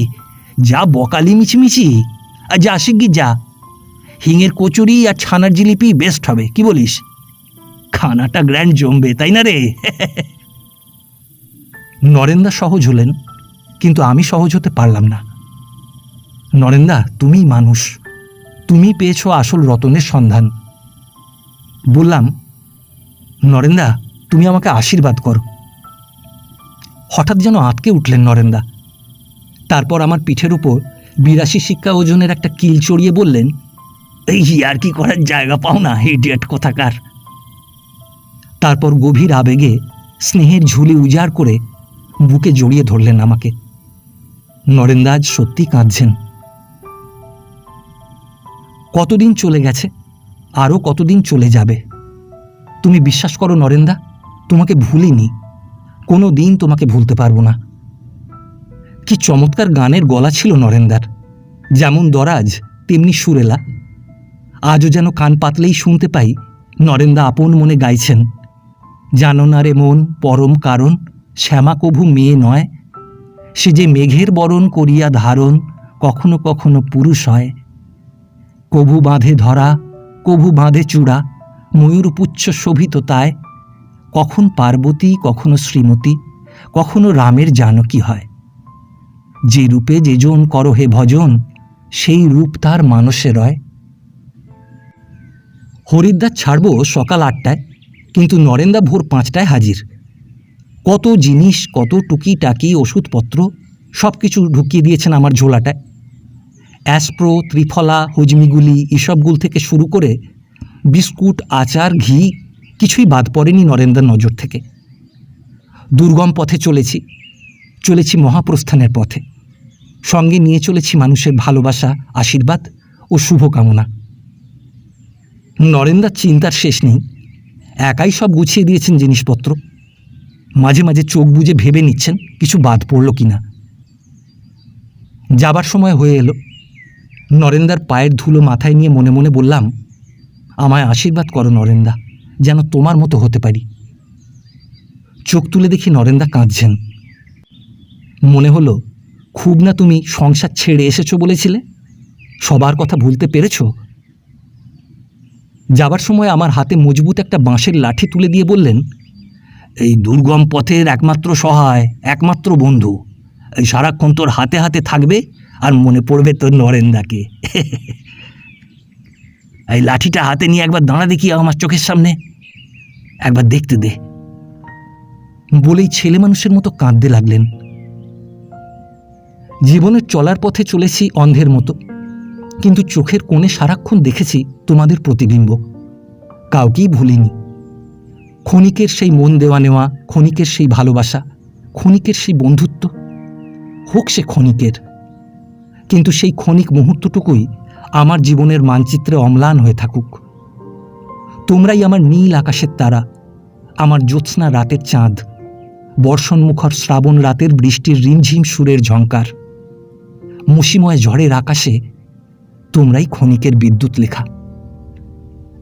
মনে পড়ে ভৈরবীদির কথা। ভৈরবীদি মাঝে মাঝে বলতেন, পাখি উড়ে যাবে সাগরের পার, সুখময় নীর পড়ে রবে তার, মহাকাশ হতে ওই বারবার আমারে ডাকিছে সবে, সময় হয়েছে নিকট, এখন বাঁধন ছিঁড়িতে হবে। জানিস ভাই, আজ 25টি বছর দুঃসহ যন্ত্রণা ভোগ করছি রাত্রি দিন নিজের বিবেকের কাছে। না বলা কথা তোকে বলে স্বস্তি পেলাম, কাউকে বলিনি কোনোদিন। পুলিশের হাত থেকে বেঁচেছি, কিন্তু বাঁচতে পারিনি নিজের বিবেক দংশন থেকে।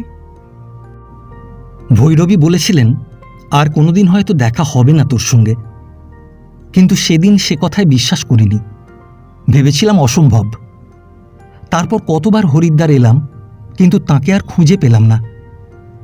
তীর্থে তীর্থে, প্রতিটি ধর্মশালায়, চটিতে, ছত্রে, পথে পথে কত খুঁজেছি ভৈরবীদিকে। সন্ন্যাসিনীর শূন্য গুহা লতাগুল্মে জঙ্গলে ঢেকে আছে। রাত্রিবাস করে শৃগাল আর নিশাচর বাদুড়ের দল। সেই দিনটির কথা মনে পড়ছে। আগামীকাল ভোরেই হরিদ্বার ছেড়ে চলে যাব। বাইরের আকাশ মশিলিপ্ত, কালো কালো পুঞ্জ পুঞ্জ মেঘে ছেয়ে আছে আকাশ। চলেছি ভৈরবীদির কাছে বিদায় নিতে। অন্ধকার গুহা, সাড়া নেই, শব্দ নেই, যেন কোনো জীবনের সংকেত নেই। ডাক দিলাম, দিদি। জবাব নেই। আবার ডাক দিলাম, দিদি, দিদি। জড়িত কণ্ঠে জবাব এলো, কে? আলো জ্বালিয়ে ভেতরে গিয়ে দেখি অসংবৃতা অবস্থায় মাটিতে পড়ে আছেন সন্ন্যাসিনী। বুকের আঁচল গেছে খুলে, চুলের বোঝা লুটিয়ে পড়েছে ধুলায়। উপুর হয়ে শুয়ে ফুঁপিয়ে ফুঁপিয়ে কাঁদছেন। নেশায় মাতাল ভৈরবী আমাকে দেখেই হো হো করে হেসে উঠলেন। সে হাসি প্রতিধ্বনিত হলো গুহার অভ্যন্তরে। নেশার জড়তায় দেহ কাঁপছে, সমস্ত শরীরে নেমে এসেছে ক্লান্তির অবসাদ। আমাকে বললেন, কালই চলে যাবি? যা যা, পালিয়ে যা, পালিয়ে যা। পাগলের মতো অসংলগ্ন কথা বলে যায় ভৈরবী। ভৈরবী কাঁদে, ভৈরবী হাসে, আর হাসেন বিধাতা অন্তর্যামী। আমি হতভম্ব হয়ে দাঁড়িয়ে রইলাম। মতি স্থির করে যখন একটা কিছু না করলেই নয়, আমার সমস্ত শক্তি যেন তখন চুইয়ে নিঃশেষ হয়ে গেছে। ভৈরবী আপন মনে বকতে লাগলেন। গুহার অন্ধকারে প্রতিটি কথা অব্যক্ত রহস্যে গমগম করতে লাগল। এ রহস্য ভেদ করবার সামর্থ্য আমার নেই, কৌতূহলও সামান্য। এর যে আদৌ একটা অস্তিত্ব আছে, সেদিন সন্ধ্যার আগে পর্যন্ত সে সম্পর্কে স্পষ্ট কোনো ধারণাই আমার ছিল না। অকস্মাৎ যেন মনে হলো এক অতল গভীর গহ্বরের কানায় দাঁড়িয়ে আছি। অর্থহীন অবদ্ধ এক একটা শব্দ যেন যুগ যুগান্তরের অজ্ঞান অন্ধকার অতিক্রম করে ভেসে আসছে। কোনো শব্দেরই দ্বর্থহীন কোনো অর্থ নেই, কিন্তু অগ্রাহ্য করব তেমন সাধ্যও নেই। রহস্যের নেশায় দেহের প্রতিটি শিরা উপশিরা, চেতনার প্রতিটি অণু পরমাণু সম্পূর্ণ শিথিল হয়ে গিয়েছিল। অথর্বের মতো দাঁড়িয়েছিলাম। ভৈরবী তখনও হাসছেন, কাঁদছেন, আর আপন মনে বুকে চলেছেন। সমাজের চোখে ভৈরবী আজ মৃতা, কিন্তু আমার চোখে তিনি বেঁচে থাকবেন চিরকাল। হাত কাঁপছে, পা পড়ছে না ঠিকভাবে, তবুও সন্ন্যাসিনী উঠে দাঁড়ালেন। এক টুকরো মিছরির দানা হাতে দিয়ে বললেন, আমি প্রাণ ভরে আশীর্বাদ করছি, তোর যাত্রা সফল হোক। আমার সারাটা প্রাণে জেগে উঠল হতাশার হাহাকার। দারুণ ব্যথায় বুকটা কেঁপে উঠল। সে ব্যথার সান্ত্বনা নেই। বিদায়ের আগে আমার আরও অনেক কথা বলার ছিল, শোনারও ছিল, কিন্তু আপন মনে বকতে বকতেই সন্ন্যাসিনী মাটির শীতল শয্যায় ঘুমিয়ে পড়েছেন। বিমূঢ় হয়ে কিছুক্ষণ নির্বাক নিষ্পলক দাঁড়িয়ে রইলাম। জীবনের এই উদ্ধত নগ্নতায় যেন আস্তে আস্তে আবার চেতনার সম্বিত ফিরে আসছিল। কি আর জানার ছিল, কি আর শুনতে বাকি রইল।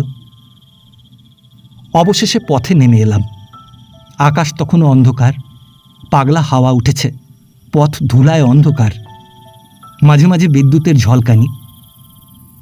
কতকাল হয়ে গেছে, আজও যেন কান পাতলেই স্পষ্ট শুনতে পাই ভৈরবীদি বলছেন, অন্তরের অবচেতন স্তরের যত মধুর কামনা, যত অলীক বাসনা আছে, সবগুলিকে জ্ঞানের সচেতন প্রাচীর দিয়ে বন্দি করে রাখিস, তবেই না তুই মানুষ। পথ চলি আর ভাবি, সঞ্চয়িতার পাতা পূর্ণ হল মানুষের ভালোবাসায়, স্নেহে আর ব্যথার ইতিহাসে। ভোর হয়ে আসছে, আসছে আমার যাত্রার শুভলগ্ন। আজই হরিদ্বার ছেড়ে চলে যাচ্ছি। অন্ধকার হালকা হয়ে আসছে, আকাশের তারাগুলি মিলিয়ে যায় যবনিকার অন্ধকারে। শুকতারাটা তখনও জলজল করে জ্বলছে পূব আকাশে। কালো ছায়ার অবগুণ্ঠন সরে যায়, দেখা যায় নতুন আলোর ঝর্ণাধারা। বলাকার শ্রেণী চলেছে সাদা রঙের পাল তুলে। মন্দিরে মন্দিরে শুরু হলো প্রভাতী বন্দনার মঙ্গল শঙ্খধ্বনি। পণ্ডিত নারায়ণ দত্ত শাস্ত্রীজি গঙ্গার পাড়ে দাঁড়িয়ে সূর্য অর্ঘ্য দিচ্ছেন। যাবার সময় হয়ে এলো। সবাই এসেছেন আমায় বিদায় দিতে, কিন্তু তিলকের দেখা নেই। লালাজিকে জিজ্ঞাসা করলাম, তিলক এলো না? ও এসাই এক আজব আদমি, আমাকে বলেছে জোয়ালাপুরে নাকি ঘণ্টা হিসেবের এক শেঠ সওয়ারি মিলেছে। হাসি এলো তিলকের শেঠ সওয়ারির গল্পটা শুনে। হাবুলের পিসিমা এসেছেন। বাবা, আমার হাবুলের জন্য একটা সোয়া পাঁচানার পুজো দিও বাবা। আমার ভাগ্যিতে তো আর অদ্দূর যাওয়া হবে না।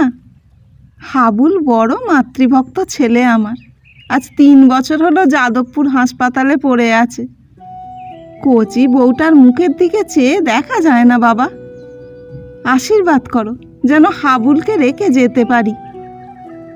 1.5 বছরের মা মরা শিশুকে নিজের হাতে মানুষ করেছিলাম, তাই এ শাস্তি আমার বাবা। মানতের পুজো দিতেই হরিদ্বারে এসেছি। কি কাতর অনুরোধ অসহায় জননীর। যাবার সময় ছোট একটা পুঁটলি হাতে দিয়ে বললেন, এতে আমার হাতে কোটা খানিকটা আলাধানে চিঁড়ে আছে। আসার সময় হাবুলের বউটা জোর করে দিয়েছিল পথে খেতে। তুমি খেও, হাবুলের মঙ্গল হবে। জবাব একটা কিছু নিশ্চয়ই দিয়েছিলাম, কিন্তু কি বলেছি তা আজ শত চেষ্টায়ও মনে করতে পারছি না। ঋষিকেশে যাবার বাসে চড়ে বসেছি, এক্ষুনি ছাড়বে। হঠাৎ দেখি তিলক ছুটতে ছুটতে আসছে, হাতে তার একটা নতুন লণ্ঠন। হাঁপাতে হাঁপাতে এসেই কাঁদতে লাগলো অবুঝ ছোট ছেলেটির মতো। বাবুজি, মুঝে ভুল যাওগে? কি সহজ আর কি অবুঝ প্রশ্ন। রাতের অন্ধকারে তোমার খুব তকলিফ হবে বাবুজি, তাই আমার লণ্ঠনটা তোমার জন্য এনেছি। মৃত্তিকার তেলের অভাবে লণ্ঠনটা জ্বালতেই পারি না, তাই কতকাল যাবৎ পড়েই আছে ঘরে। আমি জানি সম্পূর্ণ বানানো গল্প এটা তিলকের। আমার জন্য আজকেই ও কিনে এনেছে এই লণ্ঠনটা, কারণ তাড়াতাড়িতে নতুন দামের লেবেলটা যে ছিঁড়ে ফেলতে হয় বোকা তিলকটা জানেই না। তবুও সে মিথ্যা ছলনাটুকুই চিরকাল আমার মনের আকাশে সত্যের আলোকে ধ্রুব তারার মতো জ্বলবে। বিদায় হরিদ্বার, বিদায়।